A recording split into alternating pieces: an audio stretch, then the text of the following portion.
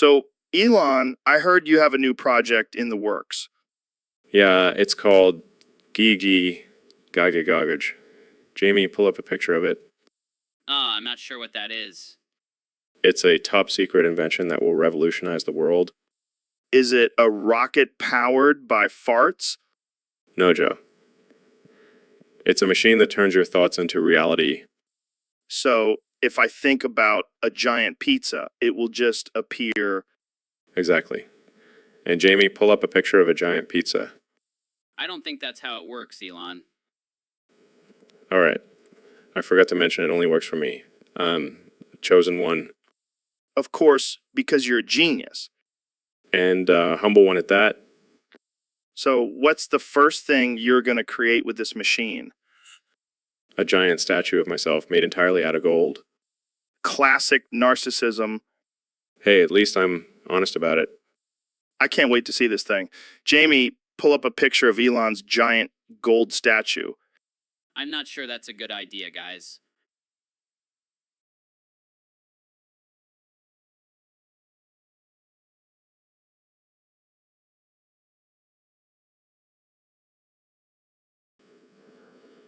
Come on.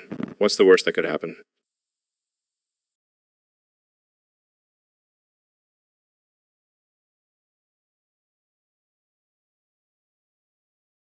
Well, there's a chance it could destroy the world.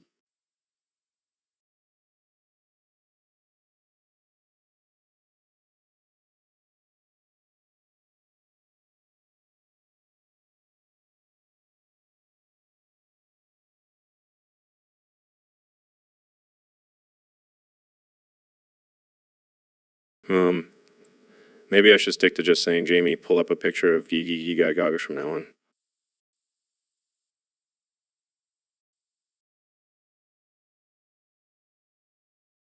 Oh my god, Joe. I love big bitches falling down. It's like my favorite thing in the world. What? Why? Why? I don't know, man. There's just something so satisfying about seeing a big bitch take a tumble. It's like watching a majestic elephant gracefully fall from a tree. You're a sick dude, Elon. Thank you, Joe. I take pride in my love for big bitches falling down. Yeah, I'm sure it's a real hit with the ladies. Hey, I'm not discriminating. I love watching big bitches of all shapes and sizes fall down. I don't even know what to say to that. Be. What the hell does that mean? Sorry, I get so excited about big bitches falling down that I can't form coherent sentences. Well, I guess we'll just have to leave it at that. Thanks for tuning in to the Joe Rogan Experience, where we talk about all things big bitches falling down. So, Elon, have you heard about this new game called C Beat, the ball hair tug? No, but it sounds intriguing. What's it about? Well, apparently it's a game where you have to tug on your own ball hairs while avoiding the penis goblin. That's ridiculous. How much does it cost? $27.63. What? That's insane. I know, right? But I couldn't resist, so I bought it. You actually bought it? Yeah, and it's actually pretty fun. I've been playing it all day. I can't believe you spent that much money on a game about ball hair tugging. Hey, don't knock it till you try it. Besides, it's a good workout for the balls. I'll have to give it a try then. Just watch out for the penis goblin. He's a sneaky little bastard. Will do. Jamie, pull up an image of the penis goblin for Elon. Here you go, Elon. It's a small green creature with sharp teeth and a fondness for ball hair. Well, that's certainly interesting. Trust me, it's even more interesting when he's tugging on your ball hairs. I'll take your word for it, Joe. So, Ben, I heard you wanted to go on a camping trip with me.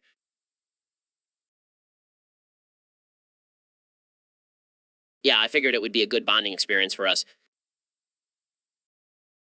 Well, I have the perfect spot picked out. It's called Brokeback Mountain.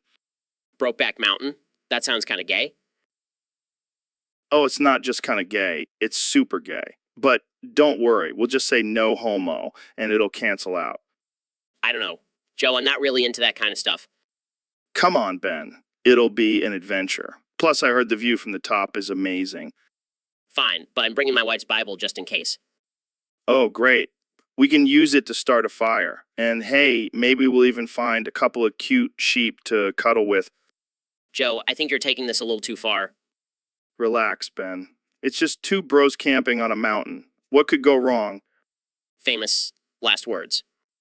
Don't worry, I'll protect you from any unwanted advances. I think I'll just sleep in the car. Suit yourself, but I heard the car is haunted by the ghost of a horny cowboy. Okay, I'm definitely sleeping in the car. All right, folks, we have a special guest on today's episode of the Jerry Podcast, the one and only Dr. Phil. Thanks for having me on, Joe. I've been dying to talk about this important issue. What issue are we talking about today, Dr. Phil? Well, I've noticed a concerning trend among my patients. They're all getting anal probed by aliens, and I need to address it. Wait, what? Your patients are getting probed by aliens? Yes, and it's not just any patients. It's Ben Shapiro and Elon Musk. Oh man, I can't wait to hear their thoughts on this. Joe, this is no laughing matter. These men are being violated by extraterrestrial beings. Sorry. So, what do you suggest they do? I urge them to please hold still while getting probed. It's for their own good. Oh man, I can't even imagine Ben Shapiro trying to hold still during an anal probe. It's no laughing matter, Joe. These are serious issues that need to be addressed. Sorry, but seriously, what can they do to stop it? Well, they could try wearing tinfoil hats. I've heard that helps. Oh man, this is too much. I can't handle it. Joe, I'm being serious here. This is a real problem and we need to find a solution. You're right, Dr. Phil. I'm sorry for laughing. This is a serious issue and we need to take it seriously. Thank you, Joe. I appreciate your understanding. But seriously, can you imagine Ben Shapiro getting probed? It's a terrifying thought. Let's just hope they listen to my advice and hold. So, Mr. Beast, I heard you have a new challenge lined up for your fans. Yeah, I wanted to really test their limits and see how far they're willing to go for a prize. And what is this challenge exactly? It's a Saw movie inspired challenge. I'm going to lock a group of contestants in a room and they have to solve puzzles to escape. That sounds intense, but also kind of messed up. Hey, it's all in good fun. Plus, the winner gets $1 million. $1 million. That's a lot of money. What kind of puzzles are we talking about here? Oh, just your typical Saw movie stuff, like cutting off a limb or sacrificing a loved one. What the hell, man? That's not a puzzle. That's just straight up torture. Relax, Joe. It's all fake. We have a team of special effects experts to make it look real. I don't know, man. This seems a little too extreme for a YouTube challenge. Oh, come on, Joe. You're just jealous you didn't think of it first. Jamie, pull up an image of a group of people screaming in terror. Yeah, that pretty much sums up my reaction to this whole thing. Well, you can always join in on the challenge if you want, Joe. Yeah, I think I'll pass. I'll stick to just talking about it on my podcast. Suit yourself. More money for me and my contestants. So, Kanya, I heard you changed your name to LeKenny Jr. the Fourth. What's up with that? Well, I feel like my name needed an upgrade. Plus, it's a tribute to my greatness. I'm the fourth best Kanye in the world. Wow, that's quite a title. But what about your music? Is it going to change too? Of course not. My music is still top notch. But now I have the best nutsack sucking microphone to enhance my sound. Wait, what? A nutsack sucking microphone? Is that even a thing? Oh, it's definitely a thing. I had it custom made. It's like a regular microphone, but with a little extra suction power. Well, why not a A CBT microphone, you slacker. CBT? What's that? You know, cock and ball torture. It's all the rage these days. Oh, I'll have to look into that. But for now, I'm sticking with my nutsack sucking microphone. Oh, damn, she's a MILF. I jerk my pickle to that. Joe, that's my mother you're talking about. Sorry, man. But seriously, that microphone is no match for your mom's voice. She's got some pipes. All right, let's move on before this gets any weirder. Next topic, Jamie. Ah, sure. How about your recent feud with Taylor Swift? Oh, that old news. We've already made up and collaborated on a new song. Damn, you guys really know how to make up. Maybe I should try that with my ex-wife? I don't think that would work the same way, Joe. Right, right. Well, that's all the time we have for today, folks. Thanks for tuning in to the Joe Rogan Experience Podcast 2025. And remember, Welcome back to the Joe Rogan Experience Podcast. I'm here with the one and only Elon Musk. Hey, Joe. Thanks for having me. Excited to talk about the secrets of this game we call life. Oh boy, here we go. What kind of secrets are we talking about? Well, there are many secrets in this game, many of which drive some peeps insane. That's why we try to cheat in a really good game. It just sounds like crap and makes you look lame. Are you talking about cheating in relationships or in business? Both, Joe. Both, but also in this simulation we call reality. I mean, have you ever tried to respawn after dying? It just doesn't work. That's deep, man. But let's talk about something more tangible, like your new company, SpaceX. Yes. SpaceX, the ultimate cheat code. Exiting the forest is super simple. All you do is follow these path turns for the rest of your gaming life. Are you saying that leaving Earth and exploring space is like reaching the next level in a video game? Exactly, Joe. And I plan to reach the highest level possible. Talking about colonizing Mars, building space colonies, and maybe even finding other intelligent life forms. That's some next level stuff, Elon. But let's not forget about your other ventures, like Neuralink and the Boring Company. Oh, those are just side quests, Joe. Gotta keep things interesting in this game we call life. Well, it looks like you're winning at this game, Elon. I'm just getting started, Joe. The possibilities are endless in this game, and plan to explore them all. Well, that's all the time we have for today. Thanks for joining us, Elon. Anytime, Joe. And remember, always keep an eye out for those secret cheat codes. They could be the key to unlocking the ultimate level in this game we call life. Hey, Jamie, what are you doing over there? Just scrolling through some old pictures of you, Joe.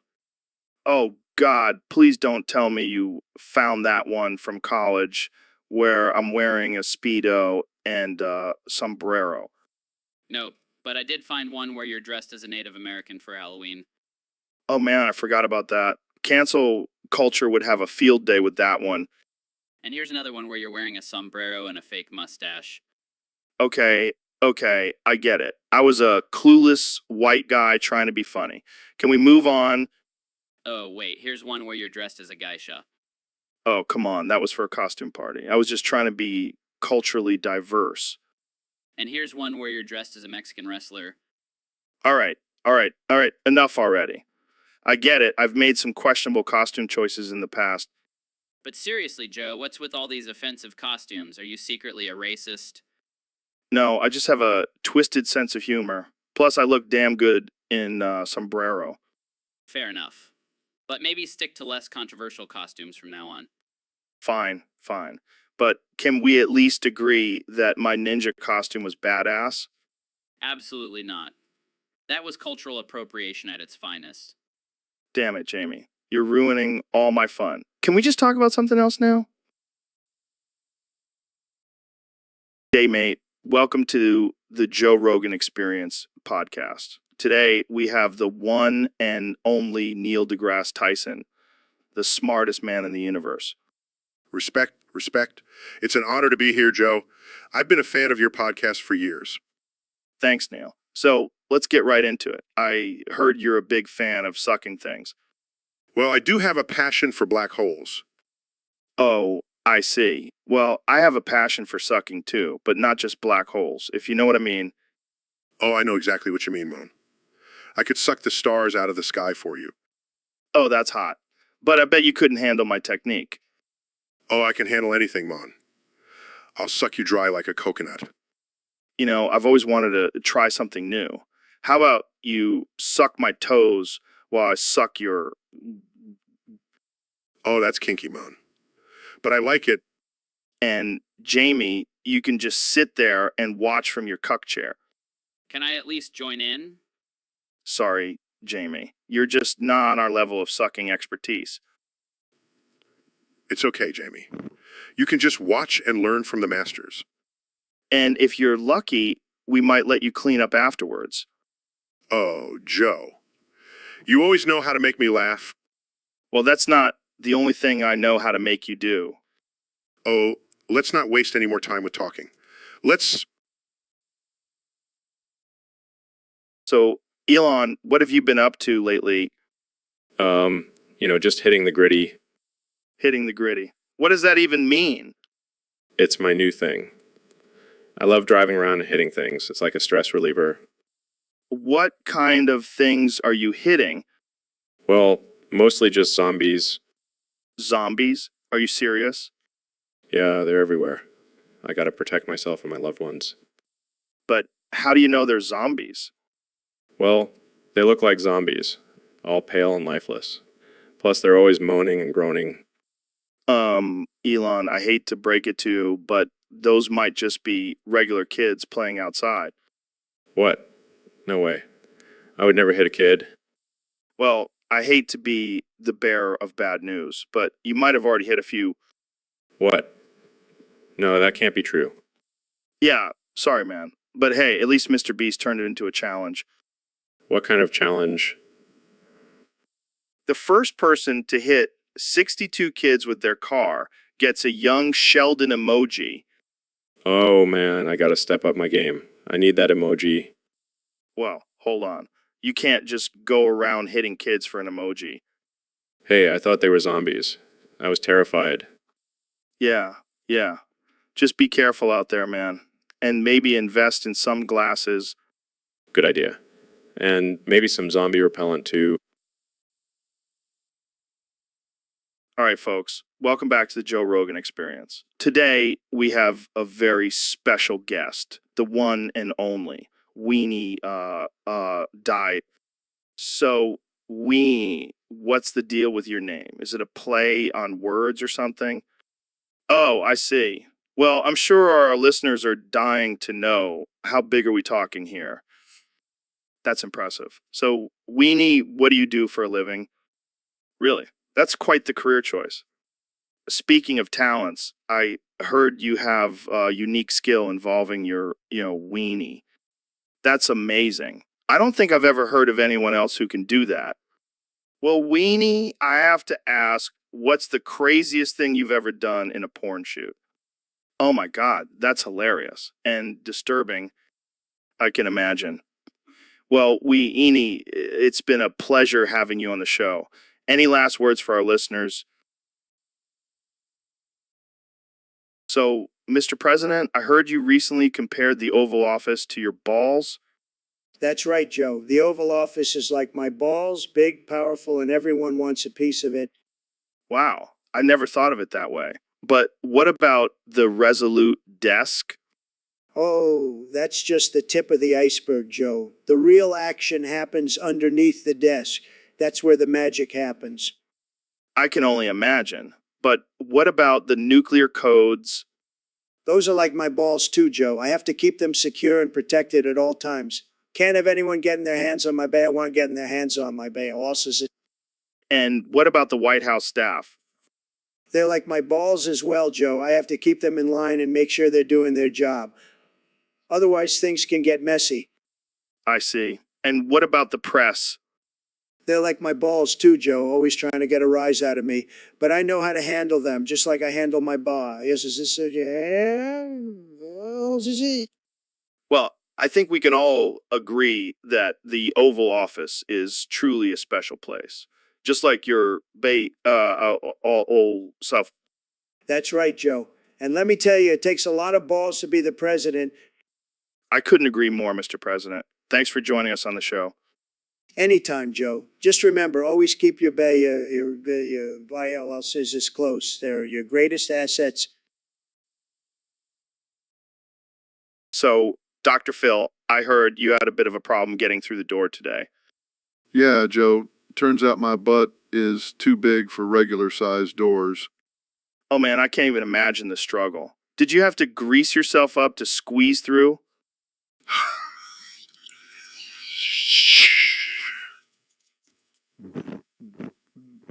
Very funny. But no, I had to call in a construction crew to widen the door frame. I bet they were shocked when they saw your massive booty. Oh, shut up, Joe. It's not my fault I have a dump truck for an ass. I mean, I've seen some big butts in my day, but yours takes the cake. Well, you know what they say, the bigger the butt, the bigger the personality. And boy, do you have a big personality, Dr. Phil? You know it, Joe, and I'm not afraid to shake my booty to prove it.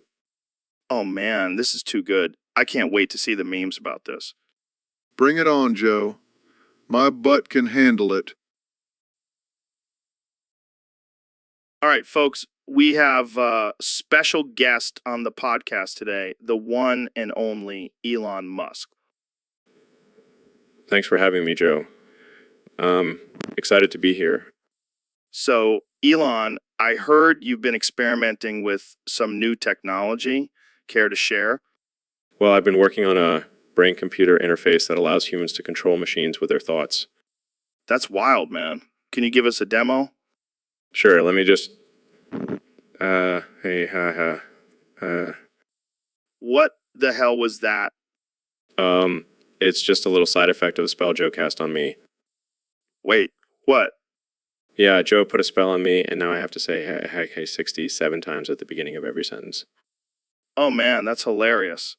I must have been really high when I did that. It's actually quite annoying. I can't even order a coffee without sounding like a maniac. All right, let's see if we can break the spell. Say something without the ha ha ha. Yeah, sure. Think my Neuralink technology has the potential to revolutionize the way we interact with machines. No, didn't work. You still said it. This is going to be a long podcast. All right, let's move on to our next topic. Have you tried DMT? Oh no, I've never heard of it. Please enlighten me.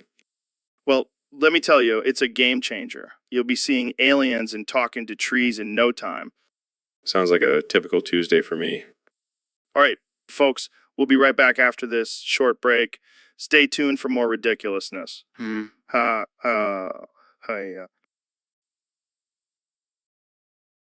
All right, folks, welcome back to the Joe Rogan Experience podcast. Today, we have a very special guest, the one and only Neil deGrasse Tyson.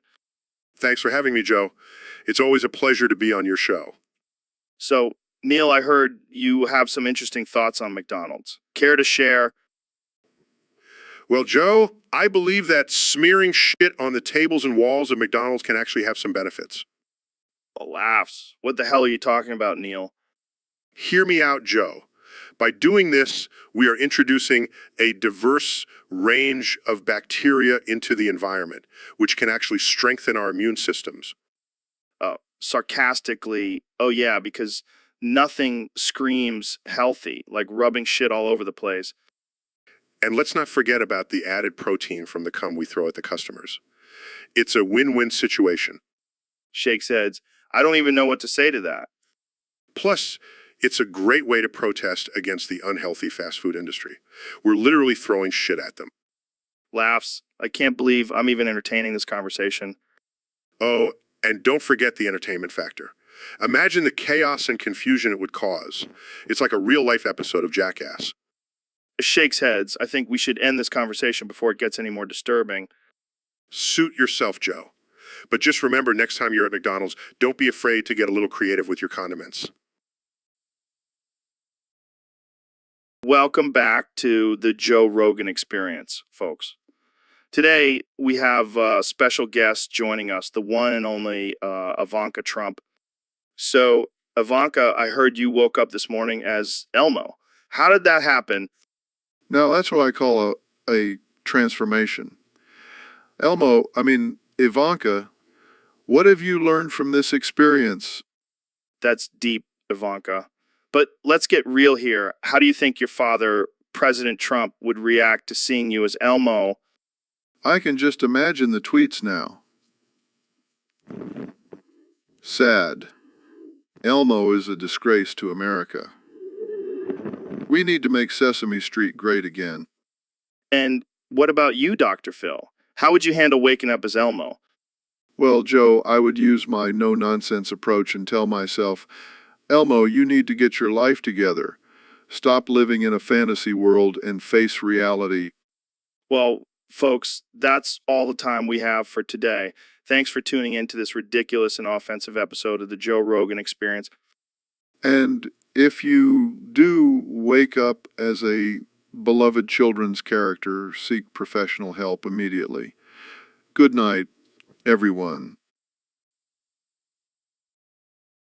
So, Mr. President, I have to ask, what's your take on the recent release of the files?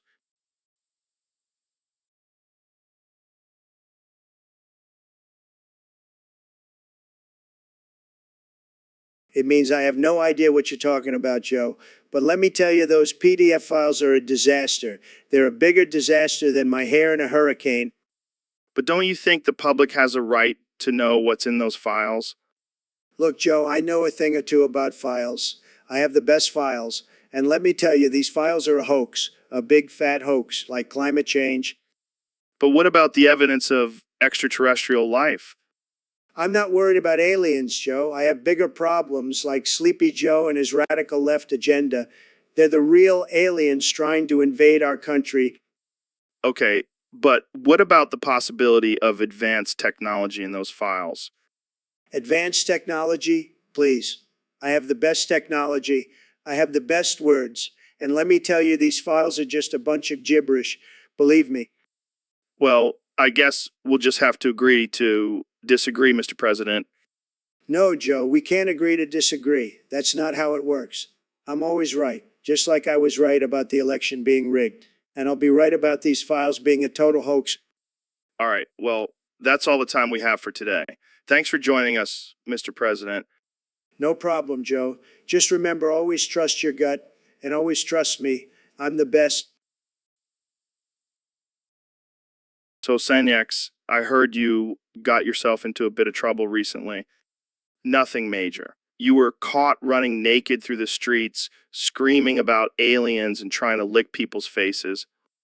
I think the people you were trying to lick would disagree with you there. A few too many. You ate an entire tray of brownies and washed it down with a bottle of tequila. And how did it react? Well, I'm sure the people who had to clean up your mess on the streets would agree. I don't think anyone appreciates a naked man covered in brownie crumbs and tequila vomit. Or maybe just stick to talking about aliens on your podcast. So, Elon, what's new with you these days? Show me what you do with that big fat butt. Wiggle, wiggle, wiggle. Seriously, Joe, I've been working on some groundbreaking technology. Wiggle, wiggle, wiggle. No, not that kind of technology. I'm talking about my new line of butt implants. Wiggle, wiggle, wiggle. Yes, I've designed them to be able to control your phone with your butt cheeks. Wiggle, wiggle, wiggle. It's the ultimate hands-free experience. Wiggle, wiggle, wiggle. And it's not just for phones. You can control your car, your house, even your toaster with your butt. Wiggle, wiggle, wiggle, wiggle. I call it butt itch. Wiggle, wiggle, wiggle, wiggle. And I've already tested it out on myself. Check out this video. Wiggle, wiggle, wiggle.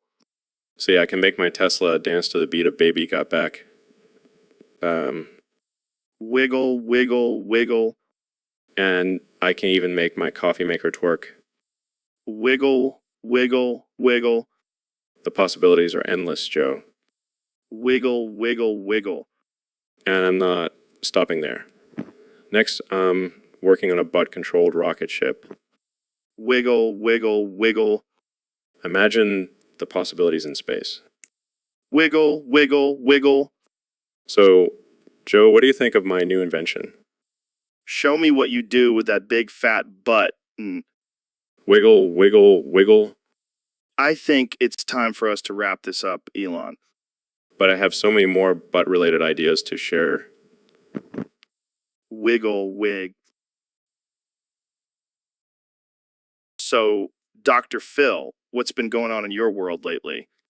Well, Joe, I was recently introduced to this guy named Patrick Mara from Acellus. Achilles sounds like some sort of cult. No, it's an online learning platform. But this Patrick guy, he's got a huge ass. Wait, what? Like physically or metaphorically? Physically, Joe. I mean, it's like two bowling balls glued to his backside. That's impressive. No, it's not impressive. It's disturbing. I mean, how does he even sit down? Maybe he uses one of those inflatable donut cushions. Or maybe he just stands all day. I mean, that's got to be a workout. I wonder if he has to buy special pants or if he just goes commando. Joe, this is a serious issue. We need to address the dangers of having a huge ass. Yeah, like accidentally knocking things over with it. Or getting stuck in narrow doorways. Or being constantly mistaken for a Kardashian. Exactly. We need to raise awareness and prevent more people from suffering from this condition. Well, I'm glad we had this enlightening conversation. Jamie, pull up an image of a donkey with a human butt. All right, folks, we have a special guest on the podcast today. The one and only Neil deGrasse Tyson. Jamie, pull up a picture of my fly eating my dye. Oh my God, what the hell is a flay? It's a genetically engineered hybrid of a fly and a fish. I created it in my lab. Wait, you have a lab? I thought you were just an astrophysicist. Oh, please, Joe. I do it all. Astrophysics, genetics, you name it. Jamie, pull up a picture of Neil's lab. I need to see this. Jamie, pull up a picture of my fly eating my dye in my lab. This is insane. I can't believe you created a fly. Why? Well, I wanted a pet that could fly and swim. Plus, it's a great conversation starter. I can imagine. Hey, want to see my fly eating my dye? Jamie, pull up a picture of my fly eating my dye with a top hat on. It's quite dapper. This is too much. I can't handle it. Oh, and Joe. Jamie, pull up a picture of my fly eating my dye while wearing a monocle. I can't even. I'm done. This podcast is over. Jamie, pull up a picture of Joe walking away in defeat. And make sure to add some sad music. I hate you, Neil. Jamie, pull up a picture of Joe hugging me and saying, I love you, man. I think it's time for a commercial break. Jamie, pull up a picture of our sponsor's product. We have a special topic submitted by a user on Discord. It says, Joe can only say, we can rebuild him. We have the technology. That's hilarious. I mean, it's not like we're in the 70s anymore. We can't just rebuild people with technology. But what if we could, imagine if we could just replace our body parts with robotic ones? That's absurd. I mean, what would be the point? Well, we could be superhuman. We could have bionic arms that could lift a car or legs that could run faster than Usain Bolt. I can just imagine you running around with bionic legs, Joe. It would be like a bad sci-fi movie. But think about it, Ben. We could also have bionic eyes that could see through walls or bionic ears that could hear a pin drop from miles away. Or we could just use our regular eyes and ears and not have to worry about getting hacked by some evil mastermind. Oh, come on, Ben. You're just afraid of the future. We can rebuild ourselves and become the ultimate beings. Or we could just stick to good old-fashioned human bodies and not risk turning into a bunch of malfunctioning robots. But imagine the possibilities, Ben. We could be like Iron Man, but without the suit. And then we can have a cool catchphrase like we can rebuild him. We have the technology. Exactly. Oh man, this is too good. I can't stop laughing.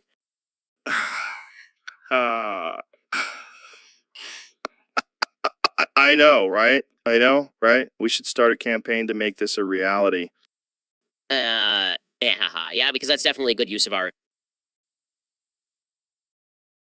So, Mr. President, I hear the wall is finally finished. That's right, Joe. It's the most beautiful, tremendous wall you've ever seen. What's it made of? Wet condoms. What? Yeah, we had a surplus of condoms from my wild days, so we figured why not put them to good use. I don't even know how to respond to that. It's genius, Joe. The condoms act as a slippery barrier, making it impossible for anyone to climb over. But what about tunnels? We fill them with lube. No one's getting through that. This is unexpected. Hey, I'm full of surprises, Joe. That's what makes me the best president ever. I don't know if I'd call a wall made of wet condoms a surprise. Well, you know what they say, Joe. When life gives you condoms, build a wall. I don't think that's how the saying goes. It is now. And let me tell you, it's going to be a big hit. People are going to be lining up to see this wall. I don't even want to know what kind of people would want to see a wall made of wet condoms. Oh, you'd be surprised, Joe. You'd be surprised. So, Dr. Phil, I heard you've been trying to lose weight. Yeah, I've been on this new diet where I only eat semen and drink lemon water. That sounds terrible. It is, but I'll do anything to get rid of this big fat Greek belly. Oh, I see. So, why do you call it a Greek belly? Well, because it's full of feta cheese and gyros. That's disgusting. Hey, don't knock it till you try it. I'll pass, thanks. Jamie, pull up an image of my big fat Greek belly. Oh my god, that's a lot of feta.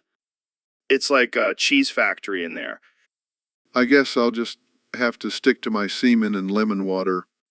Or you could just embrace the Greek belly and open up a gyro stand. And Oh yeah, that's a great idea. Dr. Phil's big fat Greek gyros. I'd eat there. Of course you would. Welcome back to the Joe Rogan Experience podcast. I'm here with our 45th and 47th president, Donald Trump. It's great to be back, Joe. And let me tell you, we'll release the files any second. What files are you talking about, Mr. President? You know, the ones about aliens and Bigfoot and all that stuff. We'll release them any second. I don't think that's how it works, Mr. President. Believe me, Joe, I know how it works. And we'll release the files any second. Okay, moving on. Let's talk about your recent trip to North Korea. Oh, it was fantastic, Joe, and we'll release the files any second. And I don't think the North Koreans have any files on aliens, Mr. President. you'd be surprised, Joe, and we'll release the files any second. All right, let's switch gears. What about your plans for the economy? It's going to be tremendous, Joe, and we'll release the files any second. I don't think the economy has anything to do with aliens, Mr. President. You never know, Joe. And we'll release the files any second. Okay, let's just end it here before we get too off track. Thanks for coming on the show, Mr. President. My pleasure, Joe. And remember, we'll release the files any second. So, Elon, I heard you have a new catchphrase. Okay, so, hahogegog, No. Wow, that's quite the mouthful. What does it mean? It's my new mantra, Joe. It's a combination of ancient chants and gibberish that I believe will unlock the secrets of the universe. That's deep, man. But can you say it again? Okay, so, hahogagog, no. I feel like I'm in a trance just listening to you say it. It's all part of my plan to merge humans with artificial intelligence. This phrase will be the key to our evolution. Whoa, slow down there, Elon. Are you trying to create a new race of superhumans? Maybe. But for now, I just want everyone to start saying, okay, so, on a daily basis. I don't know, man. That's a lot of syllables to remember. Trust me, Joe. It will be worth it when we achieve world domination. All right. Well, I guess I'll start practicing. Okay. So, hahogagog, au yu yuri yunin in oh no in on. Perfect. Now let's go launch some rockets and smoke some weed. Sounds like a plan, my friend. Okay, so hahogagog ogyu yu yuri yu no.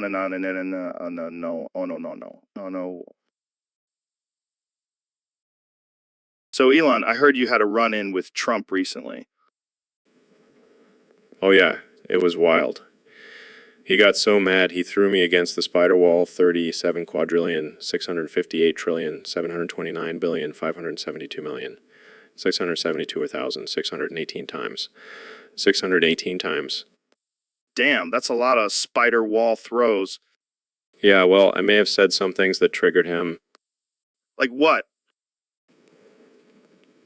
Well, I may have mentioned young Sheldon, 1 quintillion, 229 quadrillion, 591 trillion, 114 billion, 588 million, 229,715. 1 quintillion tillion, 220 tillion, 220 twenty, 220 quadrillion, 257 trillion, 330 billion, 830 pint, ein. Oh man, those are like trigger words for Trump. I know, but I couldn't resist. The man hates being reminded of all of those things. I can imagine. So what happened after he threw you against the spider wall? Oh, all of his secret evil White House staff started laughing and clapping and jumping up and down and levitating or some shit like that. Wait, what? They can levitate? Apparently. I didn't stick around to find out. I hightailed it out of there. I don't blame you. I wouldn't want to mess with a bunch of levitating secret evil White House staff either. Yeah, it was a wild ride. But hey, at least I got a good story out of it. That's for sure. I can't wait to see the memes that come out of this one. Oh, memes are already flooding the internet. It's like meme tsunami, Well, at least we can always count on Trump for some good content. Yeah, I guess he's good for something after all. All right. Well, thanks for sharing that crazy story with us, Elon. And remember, folks, don't mess with Trump's trigger words. Welcome back to the Joe Rogan Experience podcast. I'm here with the 45th and 47th President of the United States, Donald Trump. It's great to be back, Joe. I'm still the best president, believe me. So, Mr. President, I heard you made a huge trade deal recently. Oh yeah, it was tremendous. I gave Greenland to California. Wait, what? How did that happen? Well, I was on the phone with the leader of Greenland and I accidentally thought I was talking to the governor of California. So I offered to trade them for some palm trees and surfboards. That's quite the mistake. What does California think about this? They love it, Joe. They're getting a whole new country to run, and Greenland will fit right in with all the Hollywood liberals. But what about the people of Greenland? Are they okay with being traded like that? Look, Joe, they're just happy to be part of the United States now, and they'll get to enjoy all the benefits of being American, like McDonald's and reality TV. I don't think that's how it works, Mr. President. Trust me, Joe, I'm a deal maker, and this is the best deal ever. Greenland for California. It's going to be huge. Well, there you have it, folks. Another classic Trump move. Thanks for joining us, Mr. President. Anytime, Joe. And remember, always make the best deals, just like I did with Greenland. Welcome back to the Joe Rogan Experience podcast. I'm here with my good friend and fellow space enthusiast, Elon Musk. Hey, Joe. Thanks for having me on again. I always enjoy our conversations. So I heard you had a run-in with Trump recently. What happened there? Oh, man, it was wild. So I was at the White House discussing my plans for a new space mission, and I casually mentioned my secret, evil, bad, insane, crazy, cookie, Lego secret. Wait, what is that? What is that? Well, you see, I've been secretly building a giant Lego Death Star in space. But don't worry, it's just for fun. That's insane. So what did Trump do when he found out? Oh, he was not happy. He started throwing me against the spider wall in the Oval Office while saying, young Sheldon, 1 quintillion, 229 quadrillion, 591 trillion, 114 billion, 514 billion, 588 million, 229,715. What? That's hilarious. Yeah, it was like something out of a cartoon. But hey, at least I got some cool bruises out of it. Man, I wish I could have seen that. You should have filmed it and put it on YouTube. Maybe next time. But seriously, Trump needs to chill out. It's just Legos. Well, I'm glad you survived the spider wall and lived to tell the tale. Thanks for coming on the show, Elon. Anytime, Joe. And remember, always follow your dreams, even if they involve building giant Lego Death Stars in space. Welcome to the Joe Rogan Experience. I'm here with my good friend, the man, the myth, the legend, Elon Musk. You professional bitch. What the hell, Elon? Is that all you can say now? You professional bitch. Okay. Calm down. What's going on with you, man? I've been experimenting with a new language pattern. It's called Elon Speak. Elon Speak. What the hell is that? It's a simplified way of communicating. I can only say 3 words now. And they're you, professional. Bitch. Yes, it's been quite liberating, actually. I can imagine. So what do you think about the current state of the world, Elon? You professional bitch. Okay, I think I get it now. It's like a fuck you to all the politicians and corporate assholes out there. Exactly. They're all a bunch of professional bitches. I can't argue with that. So what's next for you, Elon? You professional bitch. I'm starting to like this Elon Speak. It's like a game of charades. You professional bitch. All right, let's wrap this up before we get canceled. Thanks for coming on the show, Elon. You professional bitch. And that's all the time we have, folks. Tune in next time for more absurd conversations on the Joe Rogan Experience.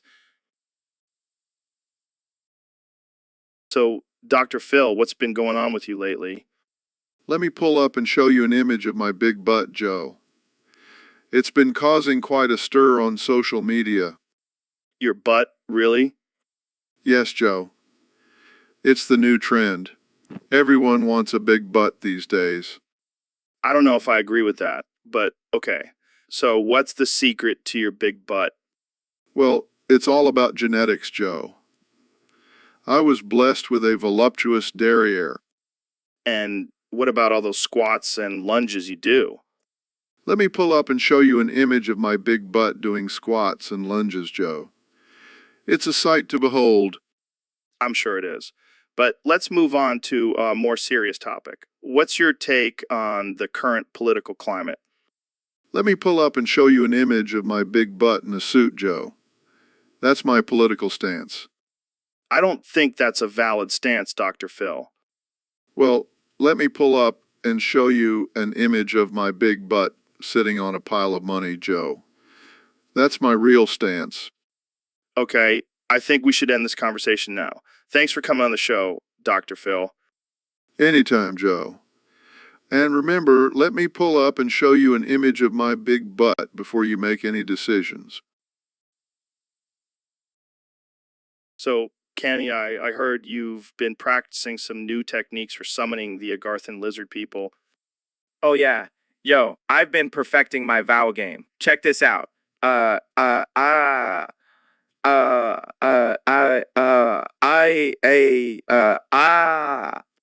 Wow, that's impressive.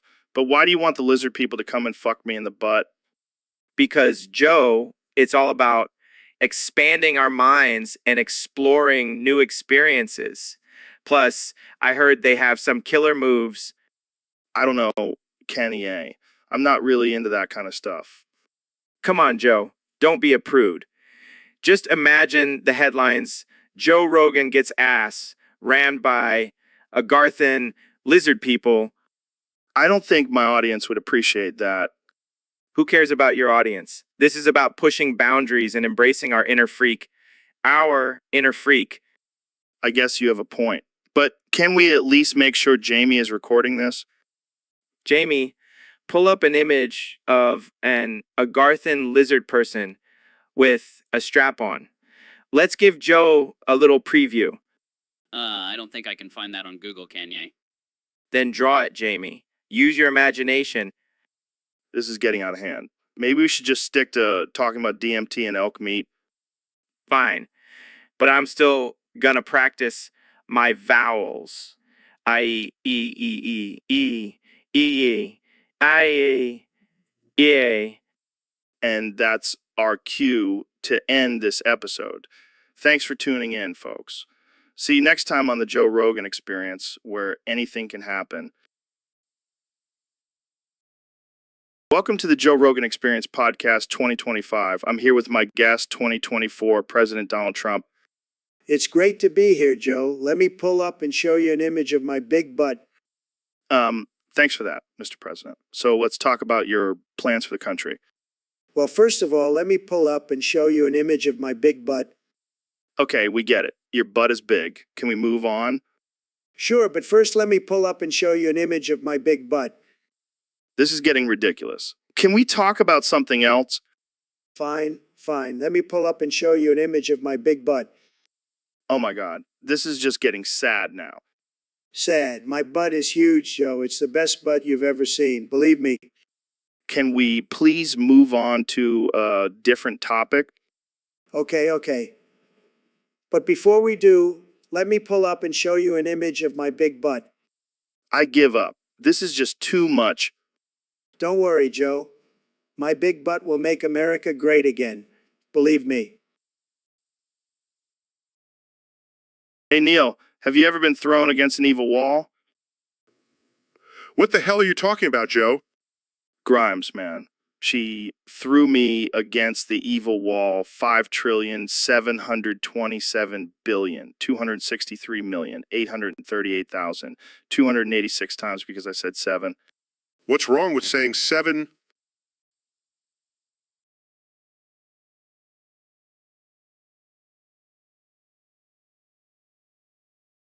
I don't know, man. But then I made the mistake of saying young Sheldon 1 quintillion 229 quadrillion 591 trillion 191 trillion 114 billion 588 million 229,715, and she went ballistic.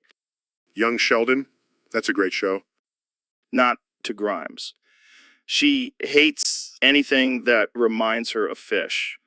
And then just to piss her off even more, I said a true 1 quintillion 222 quadrillion 222 quadrillion 257 trillion 330 billion 822,053,898. What's that supposed to mean? I have no idea, but it set her off. All 562,865,194 of her evil children started laughing, clapping, and jumping up and down. Sounds like a wild time. You have no idea, man. Grimes is a force to be reckoned with. I'll make sure to never mention fish around her. Wise choice, my friend. Wise choice. Yeah, Ben, have you ever tried doing your toenails on DMT? What? No, that sounds like a terrible idea. Come on, man. Think about it. Your toenails will look like they're from another dimension. I don't want my toenails to look like they're from another dimension, Joe. Oh, come on. live a little. Plus, I'm all out of toenails, and I know you have a collection. Wait, you want me to give you my toenails? That's disgusting. It's not like I'm going to eat them or anything. I just want to use them for my DMT toenail art. I can't believe I'm even considering this. Fine, but you owe me big time. Yes, thank you, Ben. This is going to be epic. So, Mr. Beast, what's been going on in your world lately? Well, Joe, I've been having a rough time. I got kicked out of Chuck E. Cheese for having diarrhea in the ball pit. What? How did that happen? I don't know, man. I was just trying to have a good time, and suddenly my stomach started rumbling, and before I knew it, I had a code brown situation. Oh man, that's rough. Did they at least give you a refund? No, they banned me for life, and now I can never go back to Chuck E. Cheese. That's a shame. But hey, at least you have a good story to tell now. Yeah, I guess so, but it's still a traumatic experience for me.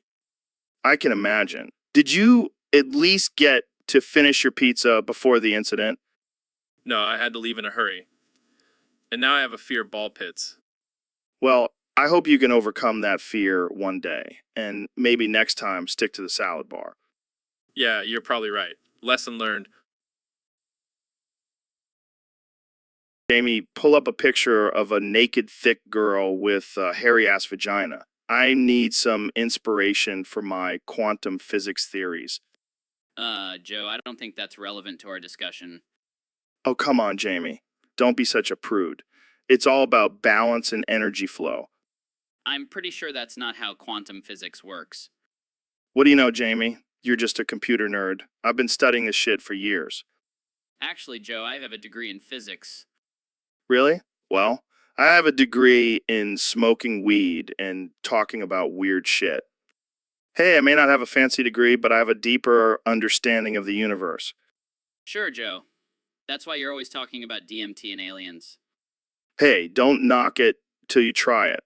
And speaking of aliens, have you seen that new documentary about Area 51? No, I haven't. I've been too busy studying actual science.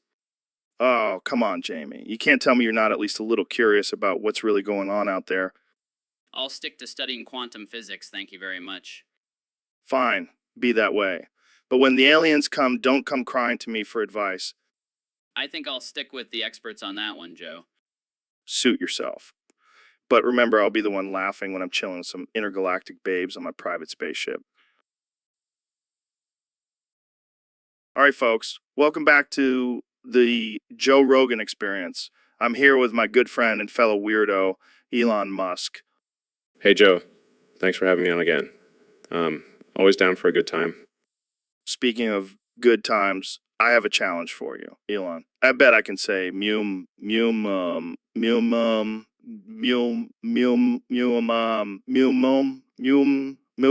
more times than you can. Challenge accepted, Joe. But let's make it interesting. Whoever loses has to shave their head and get a tattoo of the other person's face on their butt. Deal. All right, let's start the countdown. 3, 2, 1. Mew. Mew, mew, mew, mew, mew, mew, mew, mew, mew. Damn, I can't keep up with your mewing skills, Joe. That's because I've been practicing in my free time. Mew, mew, mew, mew, mew. Okay.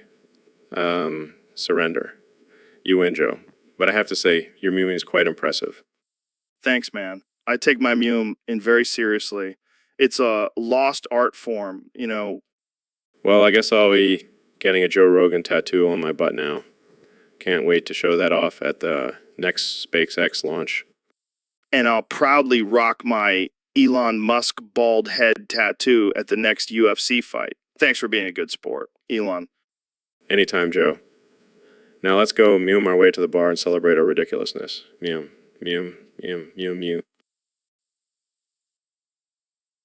Welcome to the Joe Rogan Experience Podcast 2025, where we have uncensored, unfiltered conversations with the most interesting, controversial people in the world. Today, we have the one and only Elon Musk, CEO of SpaceX, EO of SpaceX, and Tesla, and also a frequent guest on our show.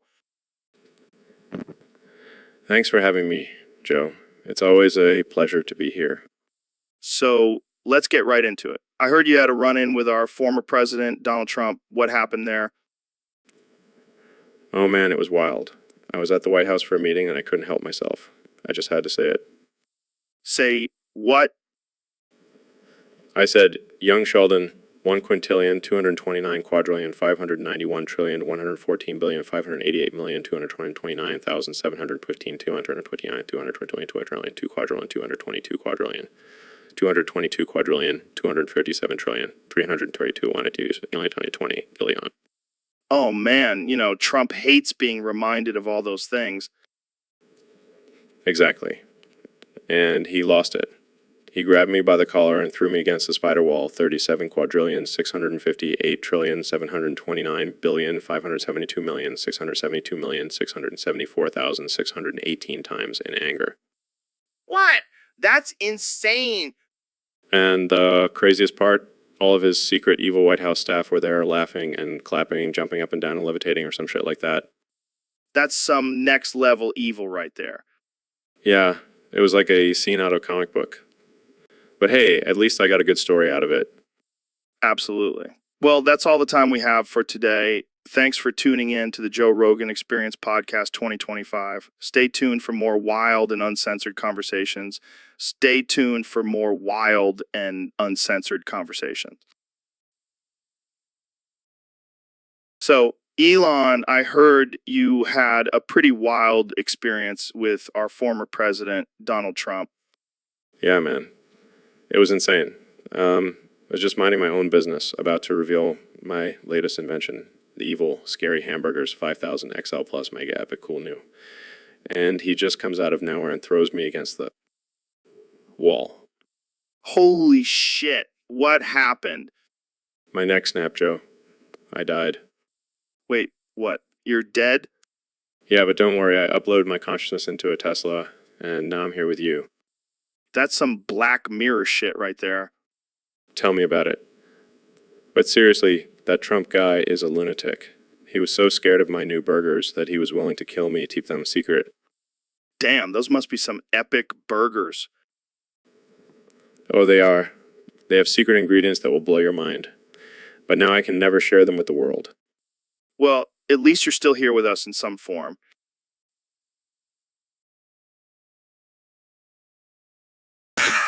You never fail to amaze me, Elon. That's what I do, Joe. That's what I do. 70 70 70 70 70 70 70 70 70 70 70 70 70 70 70 70 70 70 70 70 70 70 70 70 70 70 70 70 70 70 70 70 70 70 70 70 70 70 70 70 70 70 70 70 70 70 70 70 70 70 70 70 70 70 70 70 77 70 70 70 70 70 70 70 70 70 70 70 70 70 70 70 70 70 70 70 70 70 70 70 70 70 70 70 70 70 70 70 70 70 77. Hey, Neil. Thanks for coming on the podcast. No problem, Joe. What's on your mind today? Well, I've been hearing a lot about this new trend of smoking DMT on Venus. Apparently, it's a life-changing experience. Joe, I'm a scientist. I can't condone drug use, especially on a planet with extreme temperatures and toxic atmosphere. Come on, man. I'll wear a spacesuit, but I need your help getting there. I'm sorry, Joe. I can't be a part of this. I have a reputation to uphold. Fine. Jamie, pull up some pictures of Venus for Neil to see what he's missing out on. Pulls up pictures of Venus. Wow. Look at those beautiful acid rain clouds. Acid rain? Joe, you're not seriously considering going there, are you? Of course I am. I want to trip balls on a planet that's literally hell on Earth. This is madness. I'm out of here. Wait, Neil, just one hit and you'll understand. No, Joe. I have actual work to do. Unlike you, I can't just sit around and smoke drugs all day. Size fine. I'll just have to find someone else to go to Venus with me. Good luck with that, Joe. I'll stick to exploring the universe without getting high. All right, folks, welcome back to the Joe Rogan Experience Podcast. Today we have a special competition between me and my good friend Elon Musk. We're gonna see who can say uh, uh, um, uh, uh, uh, uh.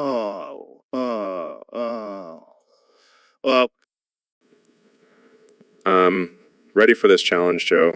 I've been practicing my ears all week.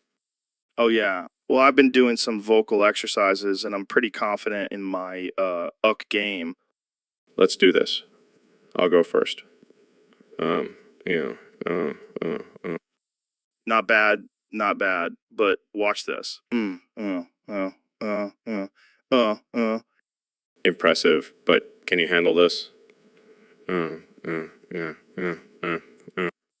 Oh, it's on now. This is getting intense. I'm starting to lose my breath here. I win. I said it more times than you. Hold on, let me catch my breath. That doesn't count, Joe. You already lost. Fine, fine. You win this time, Elon. But mark my words, I'll be back for a rematch. Bring it on, Joe. I'll be ready with my, use. And that's a wrap, folks. Thanks for tuning in to this ridiculous competition. Tune in next time for more absurdity on the Joe Rogan Experience podcast. Hey, Elon, welcome back to the podcast. What have you been up to lately? Just the usual. Working on SpaceX, Tesla, Neuralink, and going on ketamine-fueled benders. Wait, what? Ketamine-fueled benders? Tell me more. Well, I discovered that if I stay up for 3 nights in a row and listen to your podcast on repeat while jerking off, I come up with the most brilliant ideas. That's, interesting and disturbing. But hey, whatever works for you, man. Yeah, I call it my Joe Rogan Experience bender. It's like a spiritual journey, but with more drugs and masturbation. I don't even know what to say to that. But hey, I guess it's better than getting high on weed and tweeting about taking Tesla private. Oh, definitely. This is way more productive. I've already come up with a plan to colonize Mars using only recycled sex toys. That's wow. I don't even know how to respond to that. I'm just going to take a sip of my mushroom coffee and let you keep talking. And I've also figured out a way to merge humans with artificial intelligence using only duct tape and ketamine. Okay, now I know you're just messing with me. No, I'm serious. I've already started testing it on myself. That's why I haven't slept in 3 days. Well, I guess we'll have to check back in with you after your next ketamine bender. Thanks for coming on the show, Elon. Anytime, Joe. Anytime. Now, if you'll excuse me, I have some more jerking off to do. Welcome back to the Joe Rogan Experience, folks. Today, we have a very special guest, the one and only Ben Shapiro. Thanks for having me, Joe. I'm excited to be here. So, Ben, what's been going on in your world lately? Well, Joe, I've been doing a lot of thinking, and I've come to the realization that I want you to fuck me in the ass. What the hell, Ben? I thought we were going to talk about politics and stuff. No, I've been listening to your podcast, and I just can't get your voice out of my head. I need you to dominate me, Joe. I don't know if that's really appropriate for the podcast, Ben. Come on, Joe. I'll even let you use your alpha brain before you do it. Oh man, this is getting weird. Jamie, pull up an image of butt plug. Okay. Yes, that's exactly what I want, Joe. I want you to use that on me. Well. I think we need to end this conversation right now. Please, Joe, I'll do anything. I'll even let you talk about DMT for the whole episode. Wow, what a generous offer. Sorry, Ben, but I'm going to have to pass on this one. Fine, I'll just have to find someone else to fulfill my fantasy. Good luck with that, Ben. Thanks for coming on the show. Yeah, whatever. I'll just go listen to some Jordan Peterson lectures and cry myself to sleep.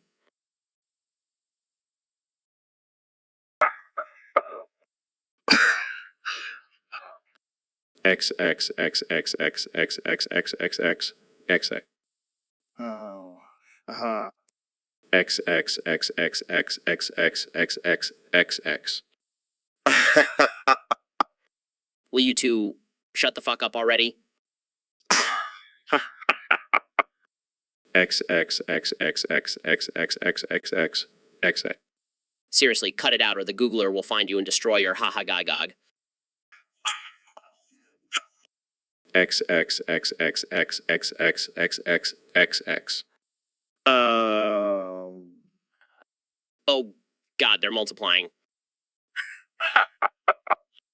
X X X X X X X X X X X X. This is worse than when I gave them mushrooms. X X X X X X X X X X X X X. I'm out of here before I catch whatever they have. Welcome to the Joe Rogan Experience podcast. I'm here with one and only Elon Musk. God farted. What? That's all you can say. God farted. Okay, let's dive into this. What do you mean by God farted? God farted. Are you saying that God literally farted? God farted. Well, that's some groundbreaking theory right there. God farted. So, do you think this fart has any significant meaning? God farted. Come on, Elon. Give me something else to work with here. God farted. All right, folks, you heard it here first. According to Elon Musk, God farted. Thanks for tuning in to the Joe Rogan Experience podcast. God farted. We'll see you next time. So, Elon, I heard you have some big plans for artificial intelligence. Yeah, Joe. Planning to use artificial intelligence to cure artificial intelligence. Wow, that's pretty wild. How exactly are you going to do that? Well, I've been working on a program that can analyze the virus and come up with a cure in a matter of seconds. That's insane. But what about all the people who already have artificial intelligence? Oh, they're screwed. My artificial intelligence only works on prevention, not treatment. Not treatment. Damn, that's harsh. But I guess it's better than nothing. Exactly. And think about all the money I'll make from selling this artificial intelligence to governments and pharmaceutical companies. You capitalist bastard. But seriously, do you think artificial intelligence can really solve all of our problems? Of course. Also working on an artificial intelligence to solve world hunger and poverty and even bring back the dinosaurs. Whoa, hold up. Bringing back dinosaurs. That's a terrible idea. Relax, Joe. It'll be fine. I'll just make sure they're all herbivores. Yeah, because that worked out so well in Jurassic Park. Hey, it's not my fault those scientists were amateurs. My artificial intelligence is foolproof. I don't know, man. I'm starting to think you're just using artificial intelligence as an excuse to play God. Nah, I'm just bored and have too much money. But hey, at least I'm trying to do some good with it. Yeah, I guess you're right. But just promise me one thing, Elon. What's that? What's that? Don't let the artificial intelligence get too smart and take over the world. Don't worry, Joe. I'll always be one step ahead of my creations. Now let's go smoke some weed and talk about colonizing Mars.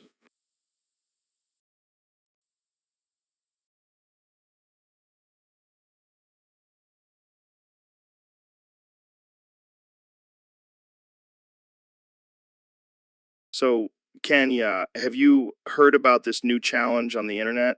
It's called the Kanye Challenge. No, I haven't. What's it about? Well, basically, people are challenging each other to only respond with 50 instances of, see, you're already getting the hang of it.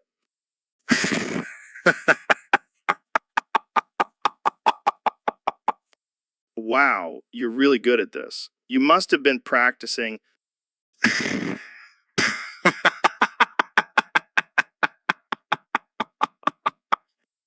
Okay, that's enough. I think we get the point.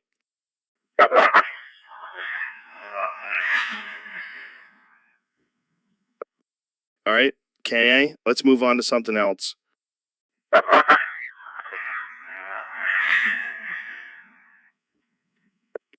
Seriously, stop it. This is getting annoying.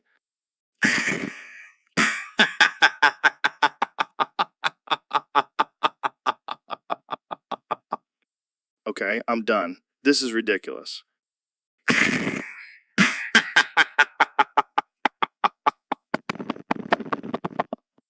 I can't take it anymore. This is just too much. All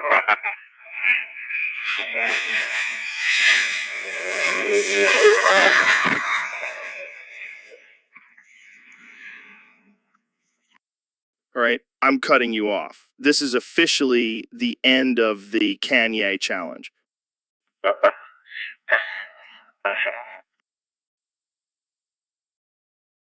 Welcome back to the Joe Rogan Experience podcast, folks. Today, we have a very special guest, the one and only Duckella, the Gacha tuber. So, Duckella, I heard you made a post on YouTube saying that Elon Musk is a jerk. What's that all about? But he's a genius, Duckella. He's revolutionizing the world with his inventions.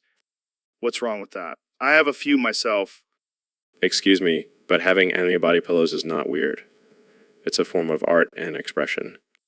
Oh, Elon, you're just trying to defend your weird obsession. It's not an obsession, it's a lifestyle. All right, let's change the subject. Jamie, can you explain to us how to make a Wii, like the gaming console? I heard you can make one at home with some wires and a toaster. Joe, that's not true. Please don't try to make a Wii at home. Fine. But if I do, I'll make sure to use some sulfate dioxide to suffocate Elon. What? That's not even the right chemical. And that's why people tune in to the Joe Rogan Experience podcast. Thanks for listening, folks.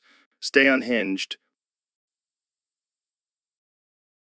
So, Elon, I heard you have some big plans for Jamie after the show. Oh yeah, I'm gonna rizz him up real good. Rizz him up. What does that even mean?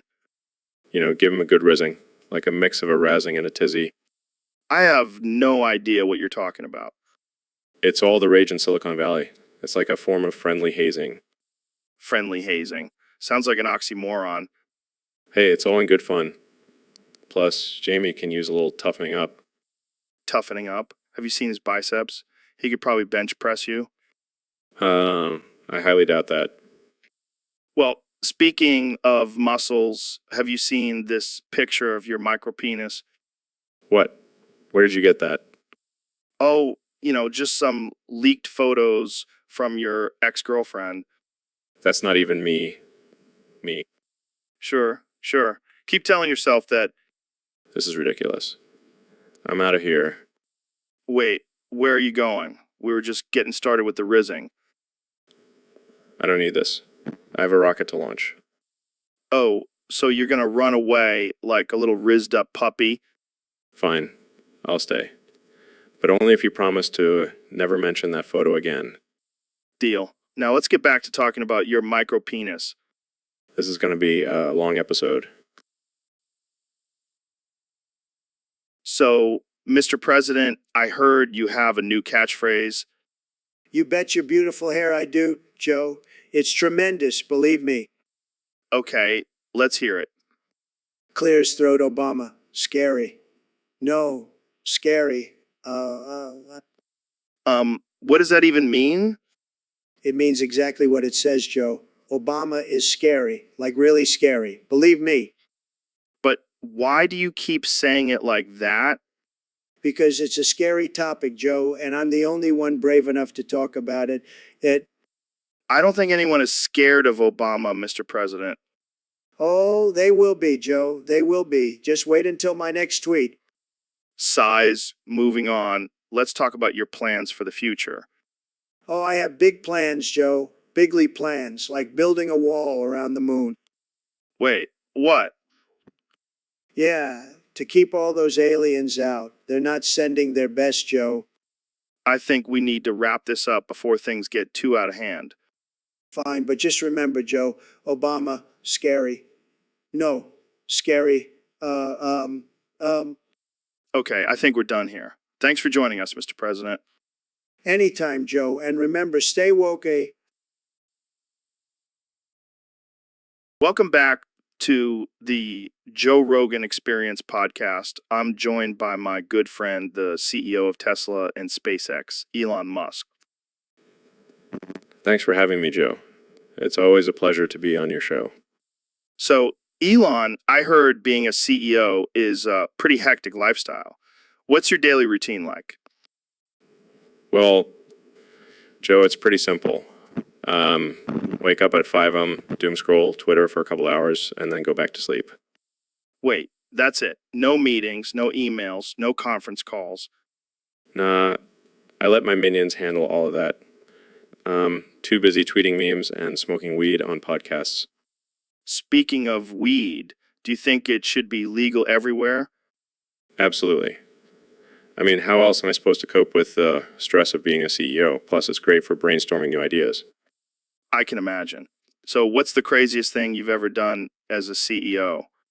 Well, one time I launched a car into space just for fun. And then I sent a tweet saying, "Mars, here we come."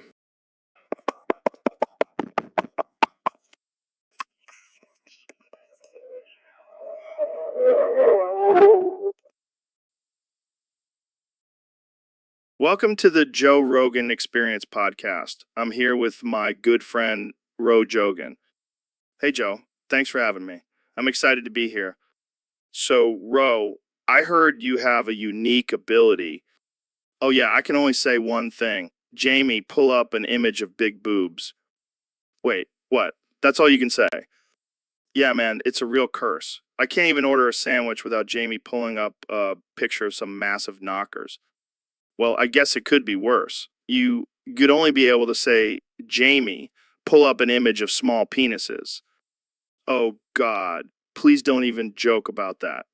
I can't handle seeing that many tiny peckers. So, how do you function in everyday life? Well, I've become quite the expert at sign language, but it gets awkward when I try to communicate with my hands full.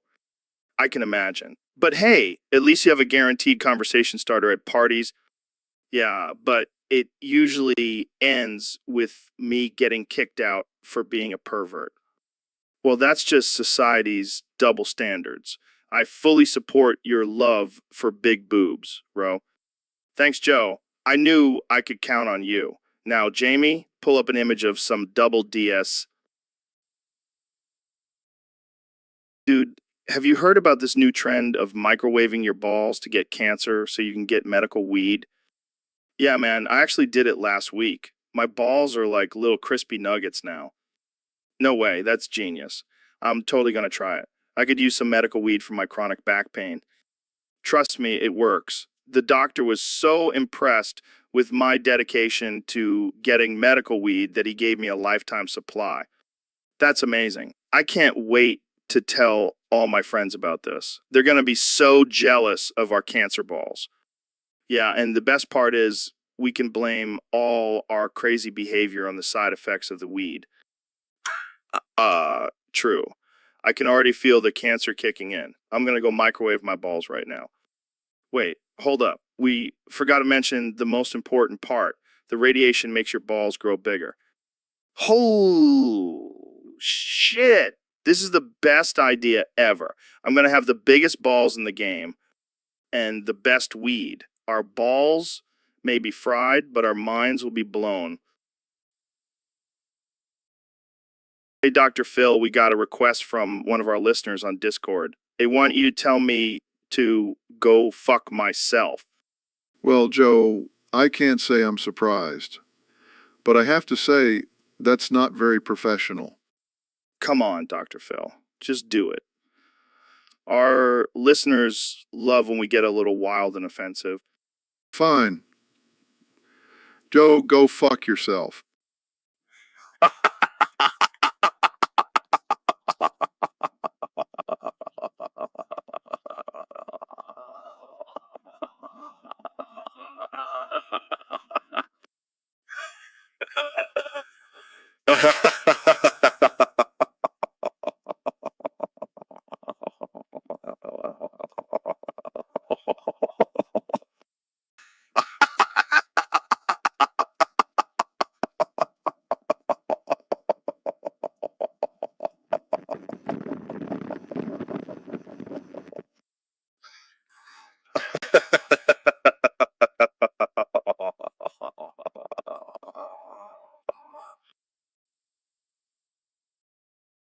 right, folks, welcome back to the Joe Rogan Experience. I'm here with the one and only Elon Musk. How's it going, Elon?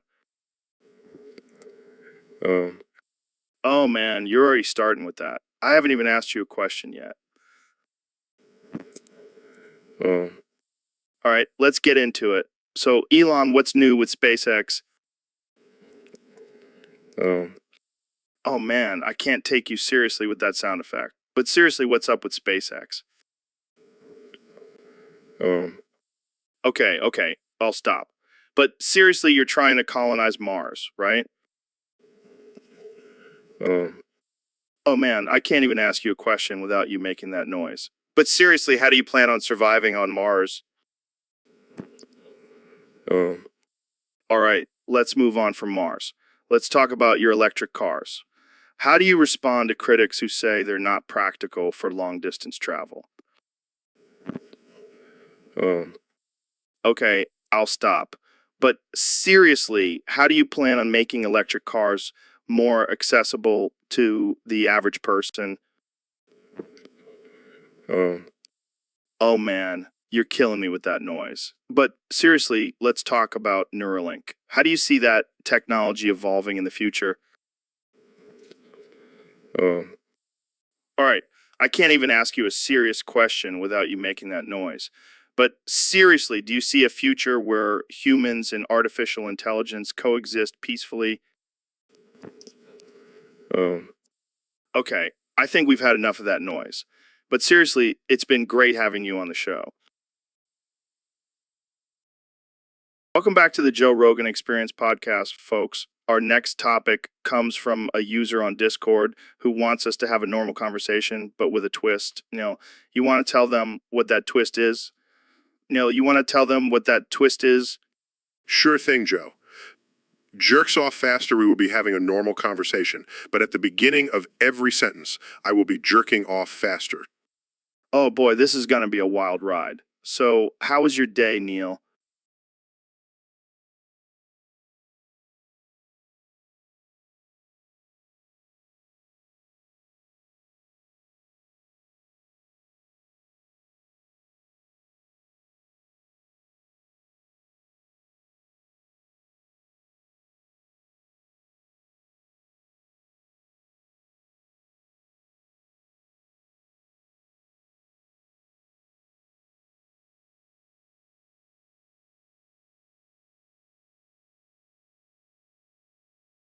Instincts? Jerking off faster, well, I prefer to connect with the universe through science and reason.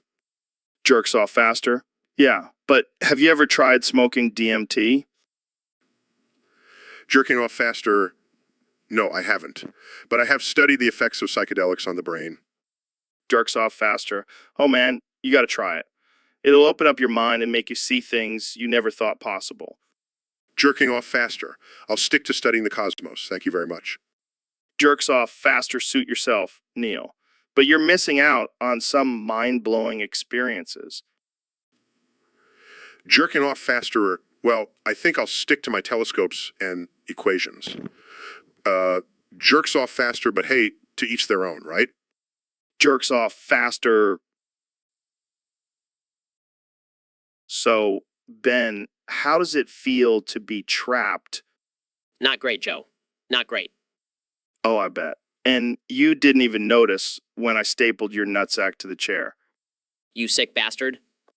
Hey, it's all in good fun. Plus, it's not like you haven't been through worse on Twitter. Don't remind me. So, Ben, tell me, what's your safe word? Safe word? Yeah, in case things get too intense. I don't need a safe word, Joe. I can handle anything.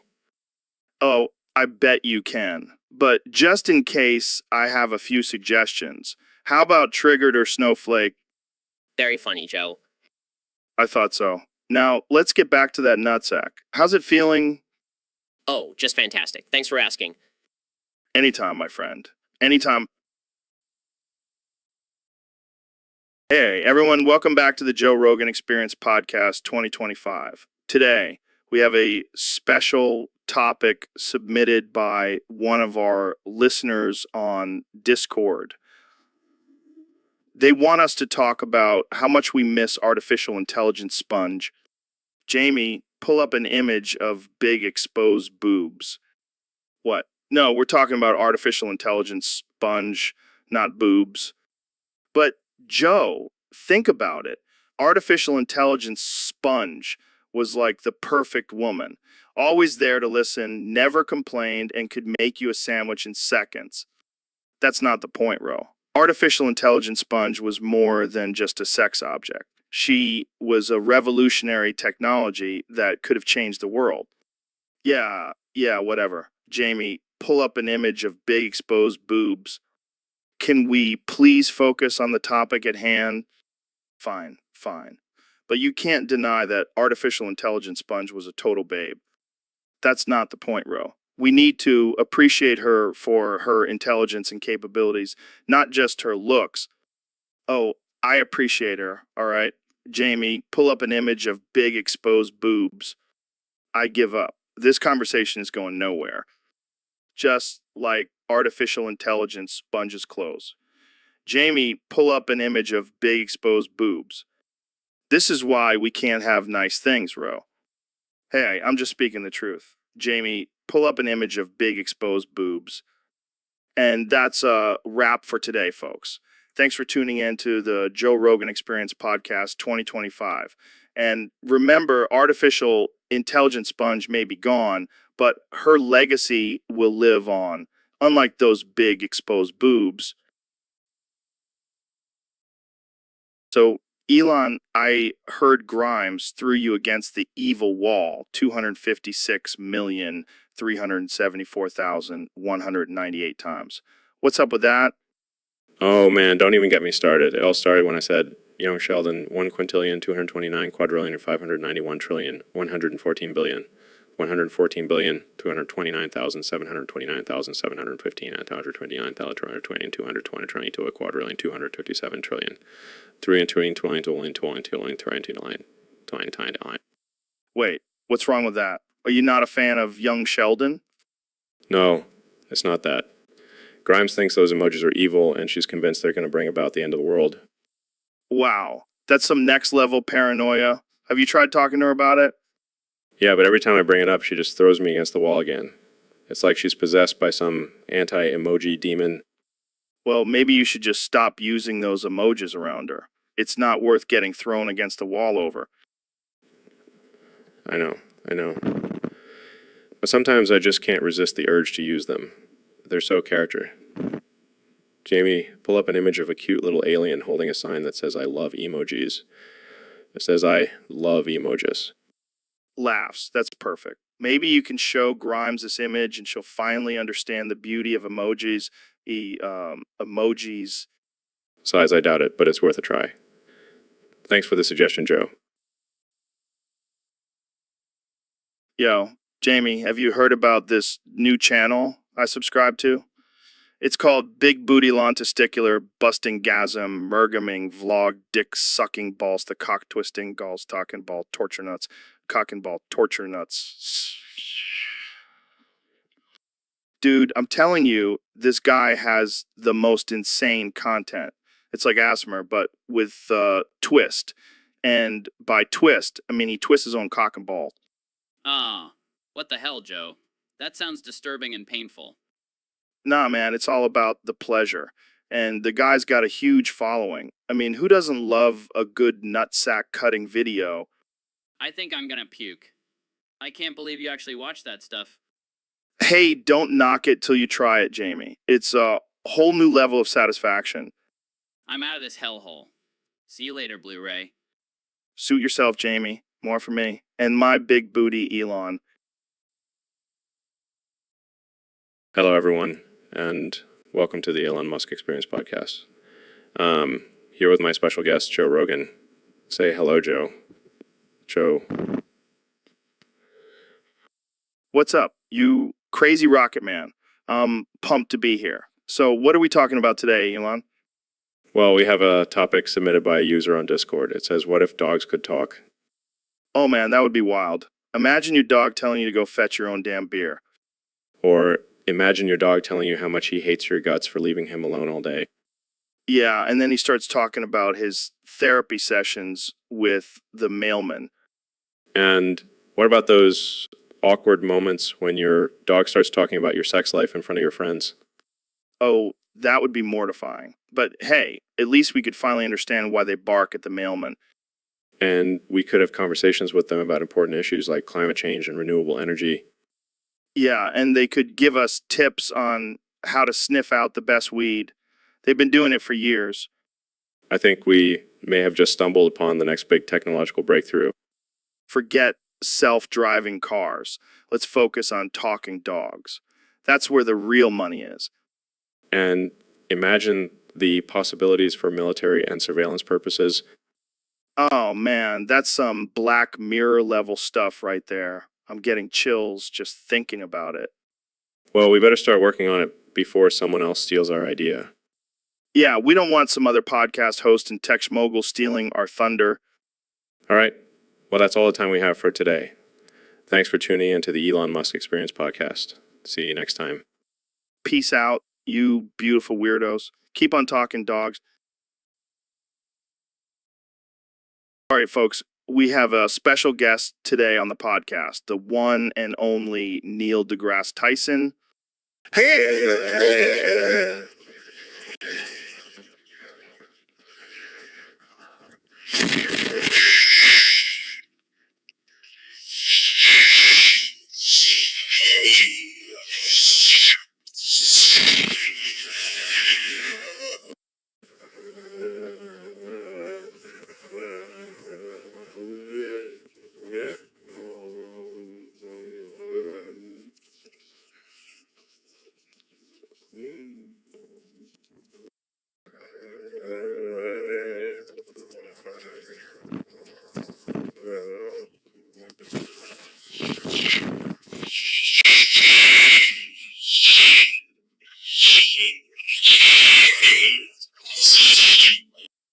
Wow, Neil, calm down, man.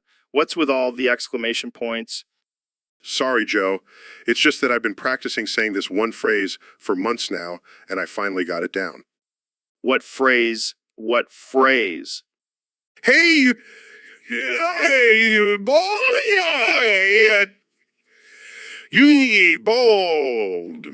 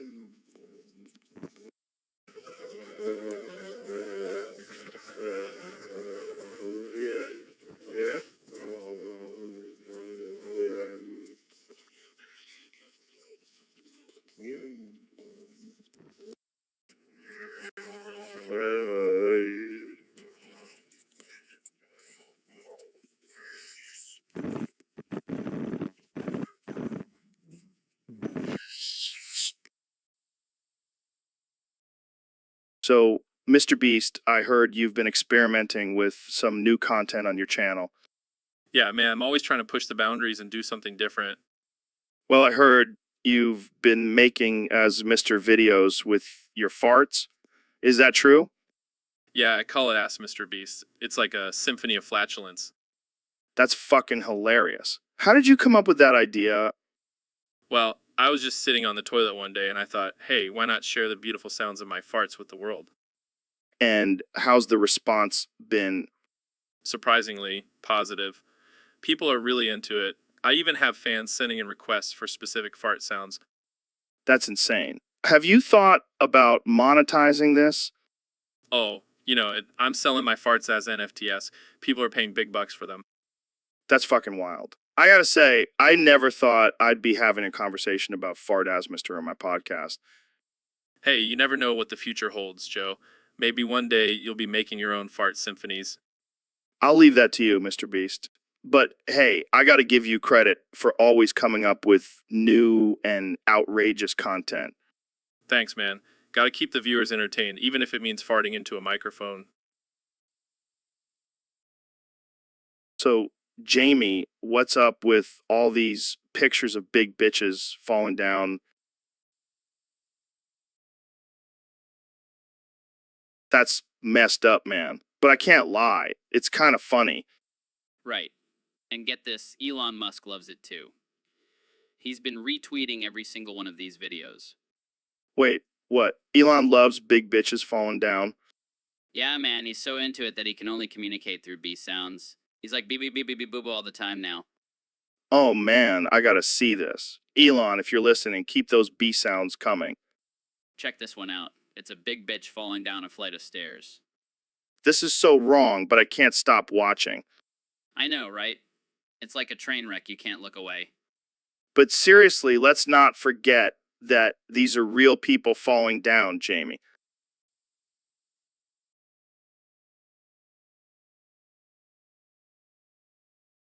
So, Mr. President, I heard you have a new addiction. Oh, yeah, Joe.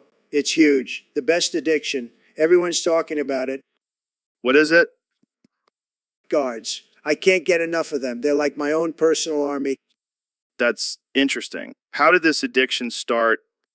Well, it all started when I was in the White House. I saw those Secret Service guys and I thought, wow, they're so cool. I want my own. And now you have a whole team of guards following you around? Absolutely. They're like my security blanket. I can't go anywhere without them. Do you ever feel like it's a bit excessive? Excessive? No way. I need protection from all those fake news reporters and angry Democrats. But what about when you're just at home? Hey, you never know when someone might try to break in and steal my MAGA hats. I gotta be prepared. Well, I guess it's better than some other addictions you could have. Exactly. Plus, they make me feel important, like a real dictator. All right. Well, I think we've learned something new about you today, Mr. President. Always keeping it interesting, Joe. That's why I'm the best president ever. All right, folks, we're back on the Joe Rogan Experience podcast. I'm here with the one and only Elon Musk. Hey, Joe. Thanks for having me. Excited to talk about this new game that's been causing quite a stir. Oh, yeah. Cop, the ball hair tug. I heard it's the most realistic ball hair pulling simulation on the market. I had to try it out for myself. And let me tell you, it's worth every penny of that $27.63 price tag. Damn, that's a steep price. But hey, it's cheaper than a Tesla. And way more satisfying. I mean, have you seen the graphics on this thing? It's like the penis goblin is actually tugging on your ball hairs in real life. Speaking of which, did you encounter the penis goblin yet? Oh yeah, you got me good. I was screaming like a little girl. I bet that was a sight to see. But seriously, who comes up with these games? Probably some twisted, sadistic genius. But I can't lie, I'm addicted to it. Same here. I even bought the expansion pack. The rectal hair pluck. No way, me too. We should play together sometime. Yes, and we can live stream it on Twitch. I think we just found our new business venture. It's the Ball Hair Tug Championship. Winner gets their own personal penis goblin. Now that's a prize worth fighting for. Thanks for joining me, Elon. And to all our listeners, go buy Cobb 2, the ball hair tug now. Trust me, your ball hairs will thank you. Trust me, your ball hairs will thank you. Jamie, pull up an image of two flesh-colored mountains with brown peaks. What the hell are you talking about, Joe? You know, like a pair of titties, but like mountain titties. Oh, God, why did I even agree to work for you? Because I pay you in DMT and elk meat, Jamie. Now pull up the damn image. All right, fine. But I'm not responsible for what pops up on the screen. Oh, come on, Jamie. What's the worst that could happen? Pulls up the image, oh my God, those are some seriously saggy and lumpy mountains. Just like your mom's titties, am I right? Wait, no, I need you. Who else is gonna pull up weird shit like this for me? Literally anyone else, Joe. Literally anyone else. Fine. I'll just have to ask Elon Musk to install a Jamie bot in the studio. Good luck with that. I'm out of here. Size, looks like it's just me and these mountain titties now. So, Dr. Phil, I heard a crazy theory that pee is actually stored in your liver. What the hell are you talking about, Joe? That's absurd. No, seriously, I read it on the internet. And, everything on the internet is true. That's not how it works, Joe. Pee is stored in the bladder. But think about it, your liver is always working. It's got to store something. Why not pee? Joe, I don't even know where to begin with you. Pee is a waste product that is filtered through the kidneys and stored in the bladder. It has nothing to do with the liver. But what if your liver is just a really efficient pee storage unit? Joe, I can't believe I'm even having this conversation with you. Do you even know basic human anatomy? Of course I do. I have a black belt in anatomy. I highly doubt that. But let's just say, for argument's sake, that pee is stored in the liver. How do you explain the fact that people can live without a liver but not without a bladder? Aliens. I rest my case. You're hopeless, Joe. Hey, I may be hopeless, but at least I'm entertaining. I'll give you that. But seriously, let's stick to the facts and leave the conspiracy theories to the crazies on the internet. Fine, but I'm still gonna tell people that pee is stored in your liver. Knock yourself out, Joe. Knock yourself out. So, Dr. Phil, I heard you've been having some trouble in the bedroom lately. Yes, Joe. I hate to admit it, but I've been dealing with some serious erectile dysfunction. That's rough, man. Have you tried any of those little blue pills? Oh, I've tried everything. But then I discovered the miracle of Obamacare. Wait, what? Obamacare can cure erectile dysfunction? No, you idiot. But it covers the cost of my penis pump. Oh man, that's hilarious. But seriously, have you considered trying some natural remedies? Like what? Well, I heard eating a lot of oysters can help, and maybe some goat's blood. Joe, I'm not going to eat goat's blood to get it up. Suit yourself. But hey, speaking of getting it up, have you seen those new iPhone 16s? No, I haven't. Why? Because I heard they come with a built-in vibrating feature that can really get the job done. Oh, great. Just what I need. A phone that can give me a boner but can't make a damn phone call. Well, at least you could take some sexy selfies with it. Joe, you are a sick, sick man. Hey, I can't help it if I have a thing for big booty Germans. What? Never mind. But seriously, I hope you get your little Dr. Phil back up and running soon. Thanks, Joe. I'll keep you updated on my progress. Please do. And maybe we can do a live demonstration on the podcast. Oh, I think we'll pass on that one, Joe. So, Elon, I heard you've been working on some new technology. What's the latest? Well, Joe, I've been busy perfecting my cyber penis. What the hell is a cyber penis? It's a robotic, artificial intelligence powered penis that can jerk itself off. That's insane. But why? Because I can, Joe, and because it's the future. I don't know if I want to live in that future. Oh, come on. Just imagine the possibilities. No more hand cramps, no more awkward angles. It's a game changer. I don't know, man. Sounds like a recipe for disaster. Oh, it gets better. I've programmed it it's like having a third arm.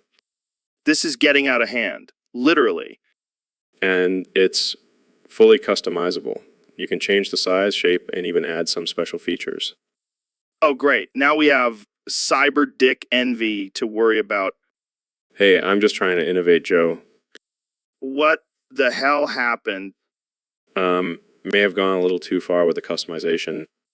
Well, there goes the podcast. Thanks a lot, Elon. Hey, at least we went out with a bang. Or should I say a jerk? Hey, Elon. Welcome back to the podcast. Thanks, Joe. Glad to be here. So, I heard you had a little incident with Grimes recently. Yeah, she wasn't too happy with me. What happened? What happened? Well, we were having a heated debate about the future of artificial intelligence, and I accidentally said Hagugagi instead of algorithm. What? Yeah, I know. It was a brain fart. But then I made it worse by saying 4 instead of 4. Oh. And that's when Grimes lost it. She started screaming 4 is an evil number, and then proceeded to break 64 glass cups over my head. That's insane. Did she explain why 4 is evil? No, she just kept screaming it while smashing cups. It was like a weird ritual or something. Well, I think we can all agree that 4 is definitely not an evil number. Yeah, I learned my lesson. From now on, I'll stick to saying 4 and avoid any potential cup breaking incidents. Good call, Elon. Good call. Welcome to the Joe Rogan Experience Podcast 2025. I'm here with the 45th and 47th President of the United States, Donald Trump. It's great to be here, Joe. I've missed your podcast. I used to listen to it while I was president. It was my daily dose of sanity. Well, speaking of sanity, let's get right into it. We have a topic submitted by a user on Discord. They want to know about your recent penis enlargement technique using wasps. Yes, the wasps.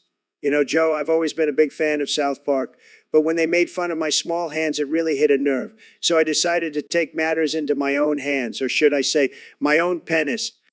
And how exactly did you come up with the idea of using wasps? Well, I was watching an episode where Cartman got stung by a bunch of bees and his lips got all swollen. And I thought, if it works for lips, why not my penis? That's interesting. And how's it been working out for you? Tremendous, Joe. My penis has never been bigger. And the best part is it's all natural. No need for those pesky little blue pills anymore. I can't believe I'm saying this, but I have to ask. How do you actually get the wasps to sting your penis?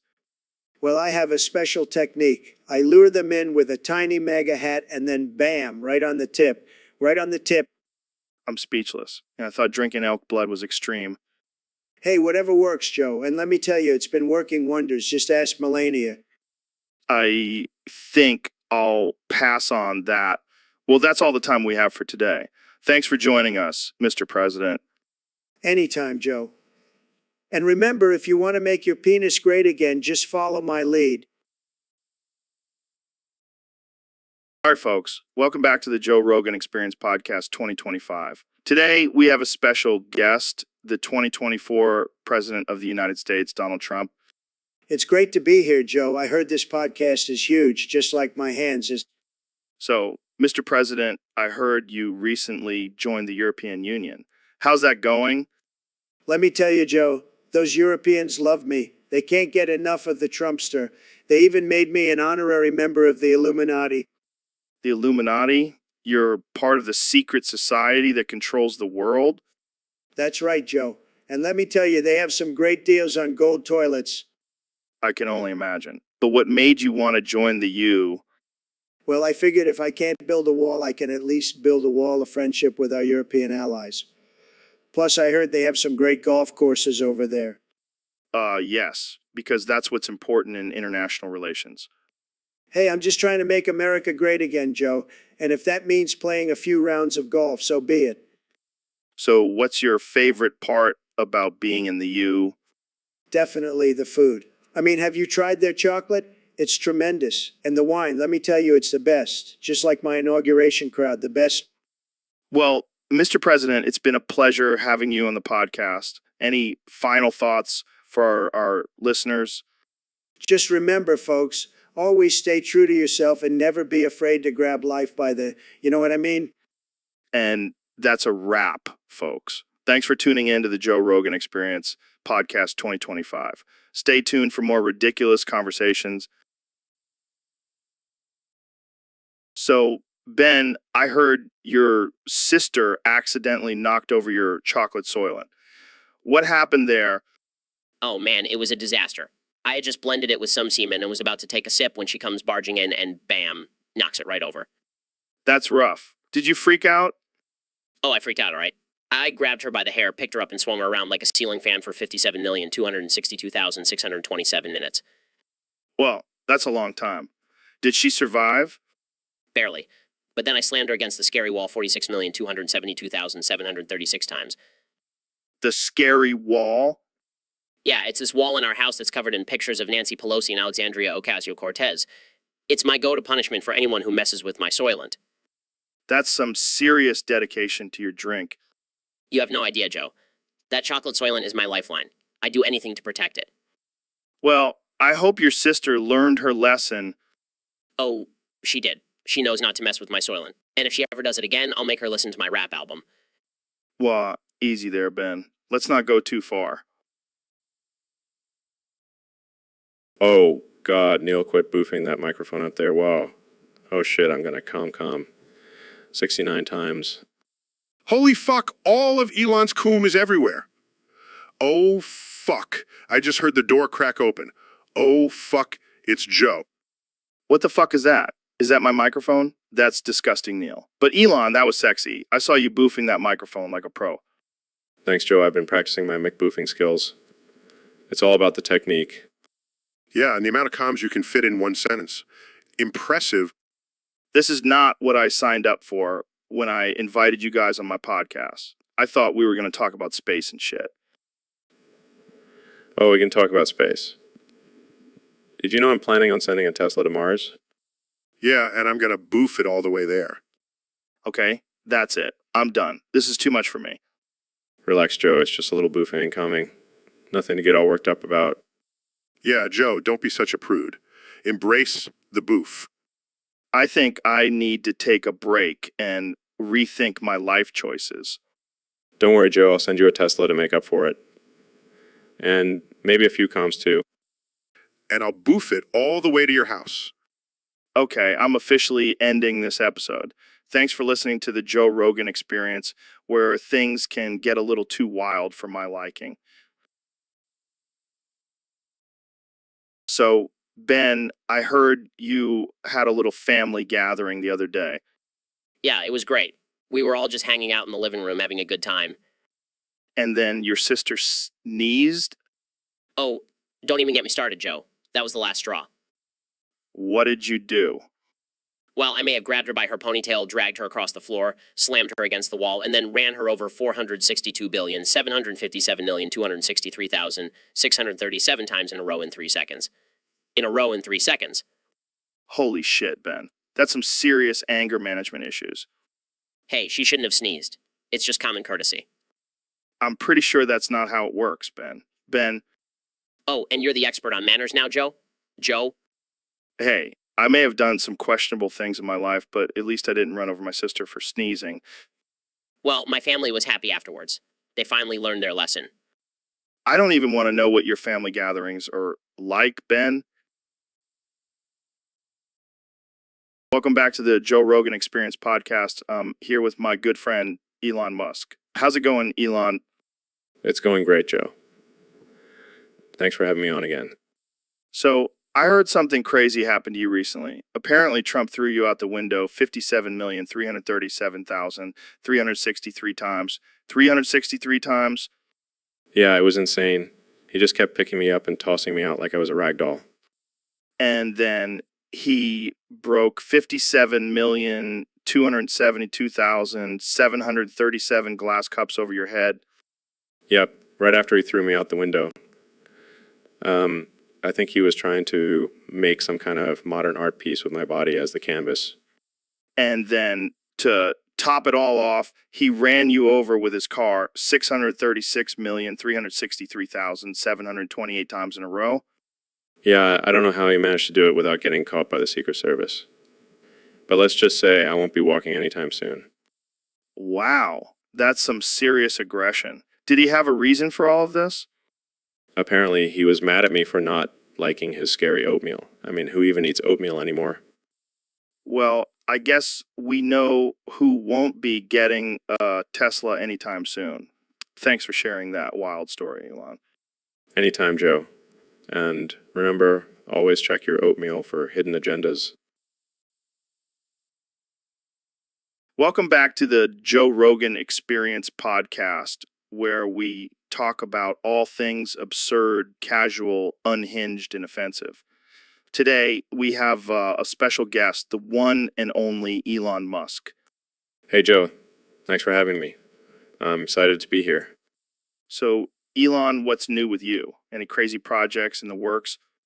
Well, actually, I've been working on a new venture. It involves putting 626,365 eggs in my ass. Wait, why would you do that? Well, it all started when Trump forced me to do it. He said it would make me a real man. That's insane. Did it work? Let's just say I've never felt more alive. And my farts are out of this world. Wow, that's impressive. But why did Trump want you to do this? He said it was a test of my loyalty. And let's just say I passed with flying colors. I don't even know what to say to that. But I have to ask, did you document this process? Of course I did. Jamie, pull up an image of me with 626,365 eggs in my ass. Pulls up image. Oh my God, that's a lot of eggs. Yeah, it was quite the challenge. But I'm always up for a good challenge. Well, I think we've reached a new level of absurdity on this podcast. Thanks for joining us, Elon. Anytime, Joe. And remember, always push the boundaries and never be afraid to put eggs in your ass. It's a life-changing experience. Hey guys, I have some bad news. There are bed bugs infesting the studio. What the fuck, Joe? I rented this place to you and now it's infested with bed bugs. Wow, calm down, Donald. It's not my fault. Not your fault. You rented this place from me. You should have checked for bed bugs. Okay. Let's just call a pest control guy and get this taken care of. Fine, but it's going to cost you. This guy charges more than anyone else in the area. What? That's ridiculous. Blame yourself for not checking for bed bugs, Joe. You're going to have to pay $100,000 for this operation or get evicted. This is insane. You can't just force me to pay that much money. Had to be that one bitch Neil brought over. She was fucking nasty, bruh. What the hell, Goggins? Don't talk about my girl like that. Nasty ass bed bugs, nasty ass girl. This is not the time for jokes, Goggins. I'm getting evicted if I don't pay this crazy amount of money.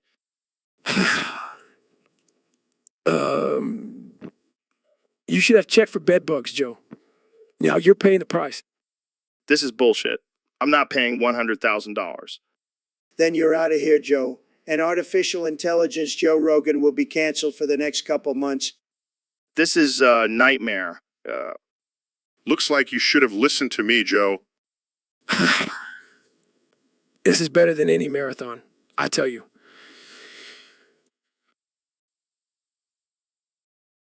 Welcome back to the Joe Rogan Experience, folks.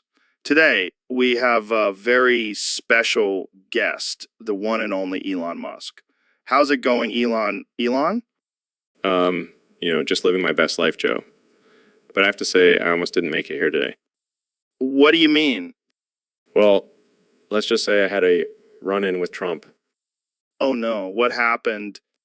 Well, I was about to expose his latest evil scheme, but before I could even say a word, he threw me at the ceiling fan. What the fuck?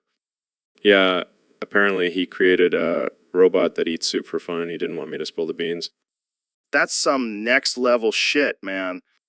Tell me about it. I mean, who the hell creates a soup-eating robot? I don't know, man. Maybe he's trying to take over the world one bowl of soup at a time. Wouldn't surprise me. That guy's a real piece of work. Yeah, and now he's got your blood on his hands. Well, technically, it's all over the ceiling now. Okay, let's change the subject before we get too dark. Good call.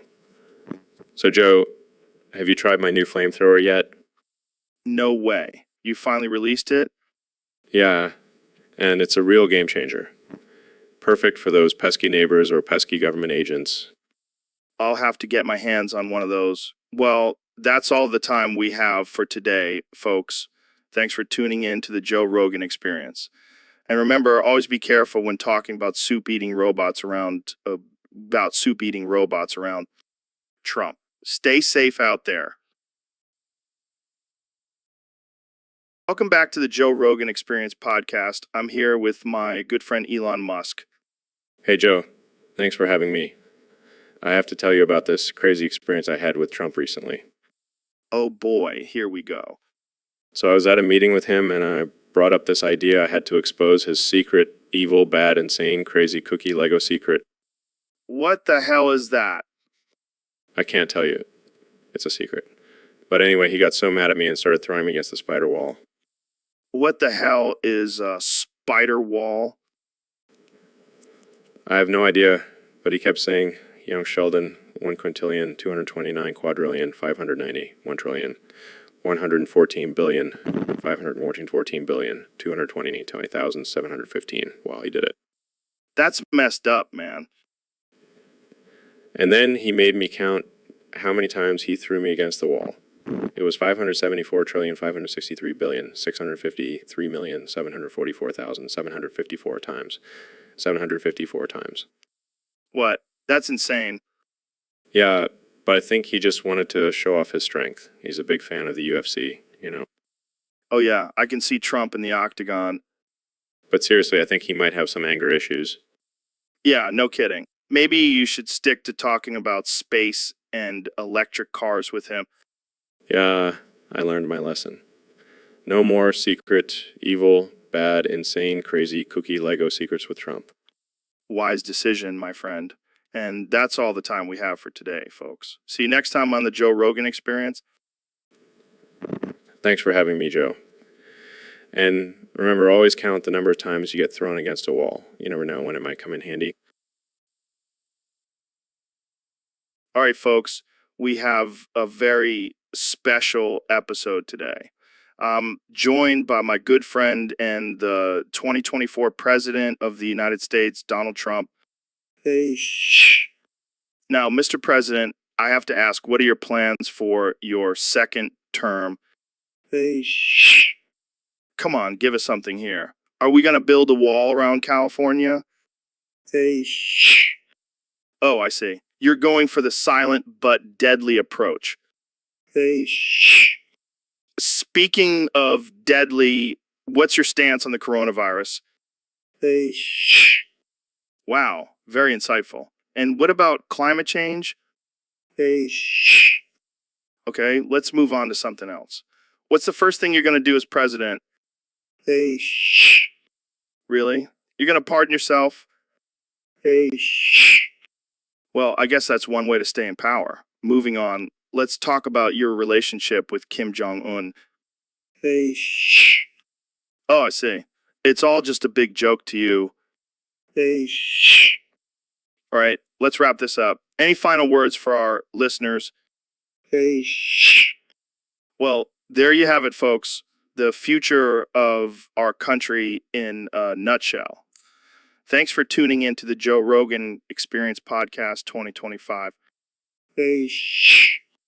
And that's a wrap. Thanks for coming on, Mr. President. Hey, shh. All right, let's get out of here before we get canceled.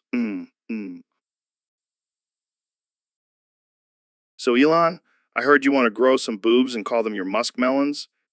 Yes, Joe. I think it would be a great addition to my already impressive repertoire. But why? And what do you mean by hypnotic power?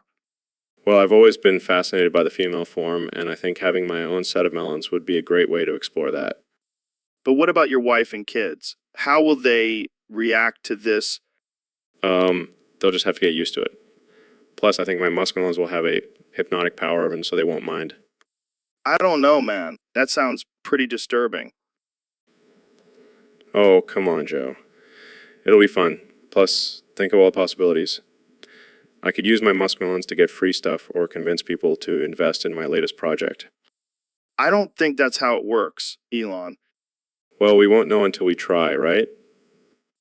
I guess you have a point there. But please, don't go flashing your muskmelons around on the podcast. Don't worry, Joe. I'll save that for the after show. So, Neil, what's new in the world of astrophysics? Well, Joe, I've been studying the formation of black holes and Hold on. I gotta interrupt you. I think you're coming. what? No, I'm not. Oh shit, you are. Holy fuck, Neil. You're fucking coming. Joe, please stop yelling. Coming too, Neil. This is fucking insane. Joe, this is not appropriate. Coming. This is the best podcast ever. Joe, can we please talk about something else? Like how we're both coming at the same time. This is a cosmic coincidence, man. I can't believe I'm saying this, but can we talk about science instead? Fine. But just know that I'm still coming. Anyway, as I was saying, black holes are... Coming, Neil. Don't ignore my orgasm. This is why I don't come on your podcast anymore, Joe. Coming. I think that's enough for today. Goodbye, Joe. Coming. So, Mr. President, I hear you have some big plans for the next Olympics. That's right, Joe. We're going to make America great again, one gold medal at a time. And what about the female athletes? I heard they have to take a sex test now. Absolutely. It's the best test, believe me. I discovered it years ago. It's called grabbing them by the pussy. I don't think that's a legitimate test, Mr. President. Of course it is, Joe. It's the cheapest, most accurate test out there. And it's a great way to determine if these women are real athletes or just faking it. I don't think that's how it works, sir. Trust me, I'm a very stable genius. I know all about women's bodies. I'm not sure that's something to brag about. Look, Joe, I'm just trying to make sure our Olympic team is the best it can be. And if that means grabbing a few pussies, so be it. All right, well, let's move on to a different topic before this gets any weirder. Fine, but mark my words, we're going to win so much gold, you'll get tired of winning. Neil, have you ever thought about how freaking amazing science is? I mean, we can explore the depths of the universe, discover new planets, and understand the inner workings of our own bodies. And don't even get me started on how we can manipulate matter and energy to create incredible technologies. Are you even listening to me? Sorry, I was just checking my Twitter feed. Did you know I have over 10 million followers? Wow, that's impressive. But did you know that science has the power to change the world? Yeah, I've heard it all before. Fine, let's talk about something else. How about aliens? Now you're talking my language. Did you know that there are billions of galaxies out there? The chances of there not being other intelligent life forms are slim to none. See, this is what I'm talking about. The wonders of science and the universe are endless. But let's not forget about the importance of education and funding for scientific research. And there goes the mood. Thanks a lot, Neil. Just keeping it real, Joe. Yeah, Neil, I gotta tell you, man, every time I go to Subway, my sandwich just falls apart. It's like the ingredients have a mind of their own. Well, Joe, it's actually a complex issue that involves quantum physics, calculus, and the laws of thermodynamics. What the hell are you talking about, Neil? I just want my sandwich to stay together. You see, Joe, each ingredient has its own unique molecular structure, and when combined, they create a delicate balance. But the slightest movement can disrupt that balance and cause your sandwich to fall apart. So you're saying my sandwich is like a delicate ecosystem? Exactly, Joe. And every time you take a bite, you're disrupting that ecosystem and causing chaos. Damn, I never thought of it like that. I guess I'll just have to eat my sandwich in slow motion from now on. Or you could just ask for extra mayo. It acts as a natural adhesive. Mind blown, Neil. Mind blown. Here's a visual representation of what Neil was talking about. Oh, I get it now. It all makes sense. See, Joe? Science always has the answers. Yeah, but can science explain why my sandwich artist always skimps on the meat? That's a whole other issue, Joe. We'll have to save that for another podcast. Dude, what the hell is this shit? You can't just take away our internet freedoms like that. Relax, Joe. It's just a little executive order. No big deal. No big deal. You're asking people to give up their personal information just to watch cat videos on YouTube. Well, I had to do something. The UK Prime Minister offered me a super yacht and $1 trillion to pass this law. Are you kidding me? You're selling out our country for a freaking yacht? Hey, it's a really nice yacht, and the money will help with my re-election campaign. This is madness. You're turning into a dictator, man. Oh, come on, Joe. Don't be such a buzzkill. Just think of all the cool stuff I can buy with that money. I can't believe this. I blame the UK for corrupting your mind, Donald. Hey, don't drag the UK into this. They just offered me a good deal. Can you blame me for taking it? Yeah, I can. This is not what America stands for. Oh, please, America stands for making deals and getting rich, and that's exactly what I'm doing. This is just sad. I can't believe I voted for you. Well, you can always vote for me again in 2024. I'll make sure to have even more ridiculous executive orders by then. I think I'll pass. Jamie, pull up an image of a dumpster fire. That's what this whole situation is.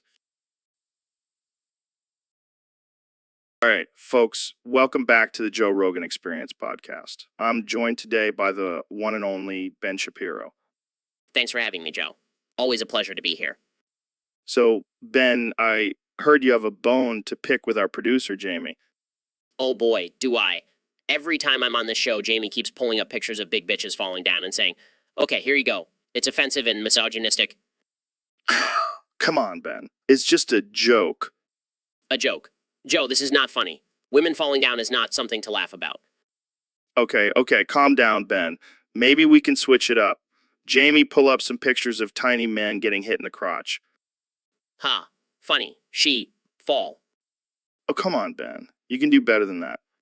I'm sorry, Joe. I just can't get over the fact that Jamie finds this kind of humor acceptable.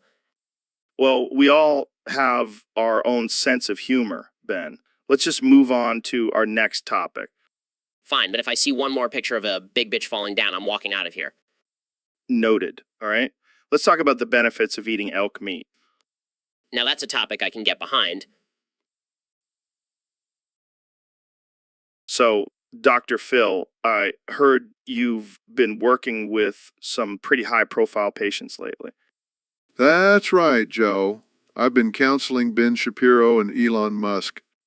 Wow, that's quite the combo. What kind of issues are they dealing with?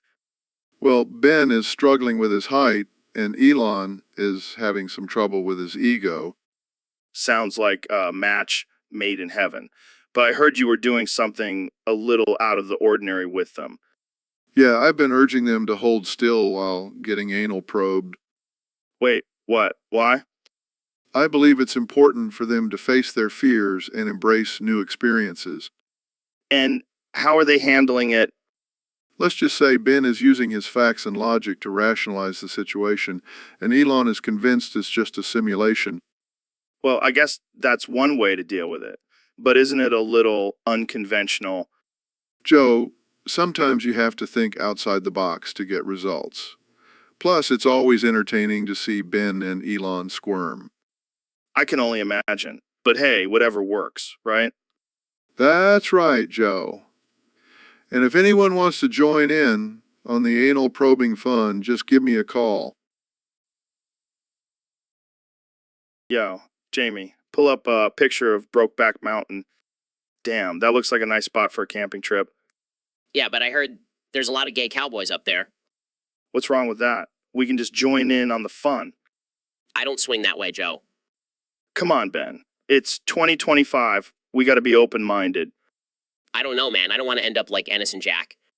Who the hell are Ennis and Jack? The two guys from the movie Brokeback Mountain.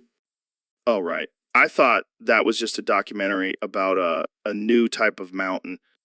You're an idiot, Joe. Hey, at least I'm not afraid to explore my sexuality. Yeah, but I don't think I want to explore it with you. Suit yourself. I'll just go find some hot cowboys to hang out with. Have fun with that, Joe. I'll be over here enjoying the scenery. Jamie, pull up a picture of a hot cowboy.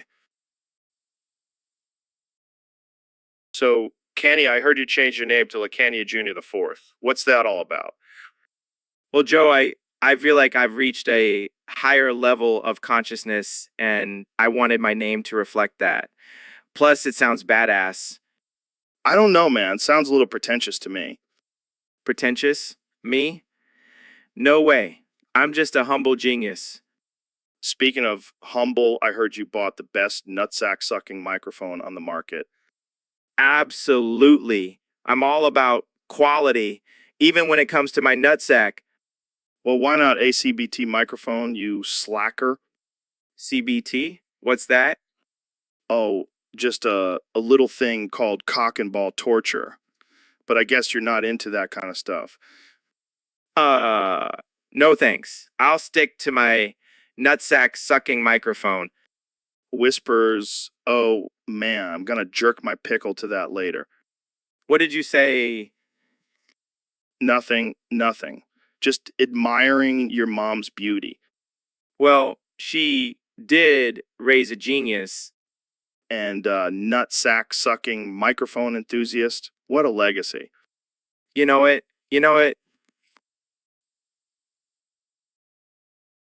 All right, folks, we have a special guest today on the podcast, the one and only Elon Musk. Welcome, Elon.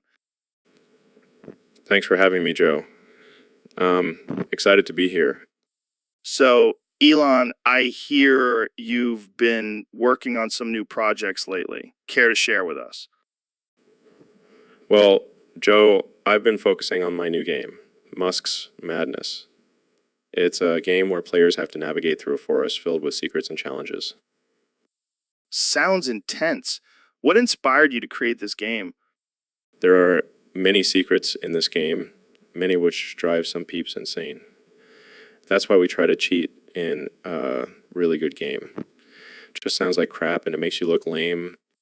Wow, that's deep. So, how do you win this game? Exiting the forest is super simple. All you do is follow these path turns for the rest of your gaming life.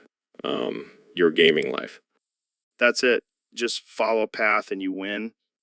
Well, there are some twists and turns along the way.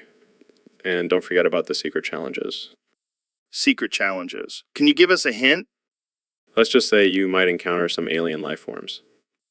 Are you sure you're not just trying to promote your SpaceX program?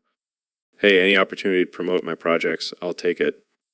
Well, it sounds like a wild ride. I can't wait to try it out. Thanks for joining us today, Elon. My pleasure, Joe. And remember, there are many secrets in this game, many of which drive some peeps insane. Why we try to cheat in a really good game just sounds like crap and it makes you look lame. It makes you look lame. So, Elon, I heard you've been playing a lot of video games lately.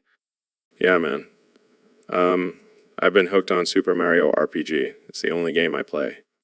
Really? That's an old school game. What's so special about it? It's just something about the graphics, the music, the storyline. It's like I get lost in a trance when I play it. Sounds like you're really into it. Oh yeah, I even get stuck in Geno's maze and I can't get out. Geno's Maze. What's that? It's this crazy level in the game where you have to solve puzzles and defeat enemies. It's intense. Sounds like a challenge. It is, but I love it. I keep playing it over and over again. Well, I guess you could say Super Mario RPG is the only game just for you. Exactly. Super Mario RPG, it is the only one just for me. When I play the game, I get lost in a phase, then I find out I'm stuck in Geno's maze. Well, at least you're having fun. Maybe I'll have to give it a try. Definitely, man. You won't regret it. Just be prepared to get lost in Geno's maze. So, Elon, what's new with you these days? Well, I've been working on a new project. It's a rocket that runs on pure testosterone. No way. That's insane. Yeah, and to make it even crazier, it's shaped like a giant penis. Oh my God, that's amazing. And instead of a countdown, we'll have a countdown to ejaculation. I can't breathe. This is too much. And the best part, it's called the Falcon Throb. I can't handle this, man. See, this is why I love coming on your show. We can talk about the most ridiculous things, and no one bats an eye. That's the beauty of it, man. We don't give a fuck. Exactly.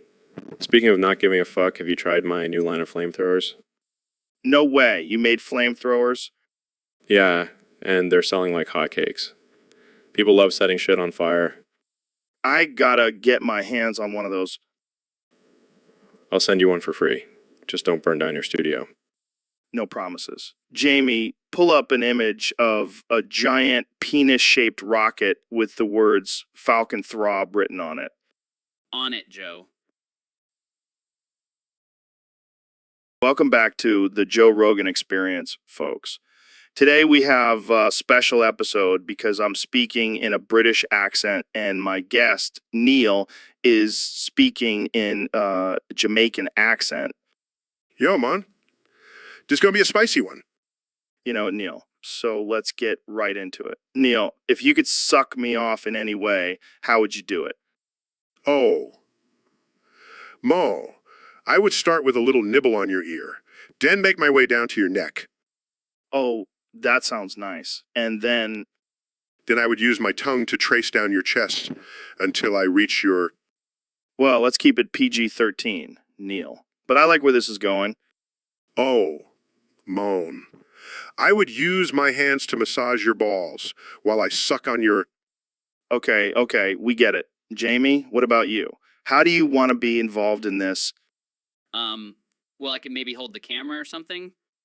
No, Jamie, you're going to be our cuck chair. Just sit there and watch as Neil and I have a good time. Don't worry, Mon. We'll make sure you get a good view. Yeah, maybe we'll even let you join in if you're lucky. I'll just be over here being a cuck. Don't be sad, Jamie. You're still part of the experience. Yeah, Mon, you're like the audience in a porno. You may not be participating, but you're still enjoying the show. Exactly. Now, back to our dirty talk. Neil, have you ever tried the old twist and shout while sucking someone off? Oh, Mon. You know I have, and let me tell you, it's a game changer. Damn, I gotta try that. Well, folks, that's all the time we have for today. Thanks for joining us on this wild and raunchy. So, Kenny, I heard your new song is causing quite the controversy. True 1 quintillion, 222 quadrillion, 257 trillion, 330 billion, 830 billion, 822 million, 53,822 million, 5398 callion, 290 1 quadrillion, 229 quadrillion, 529 quadrillion, 121 trillion billion, 291 trillion, 288 million. Yeah, I mean, it's definitely unique. But what's with the limited vocabulary?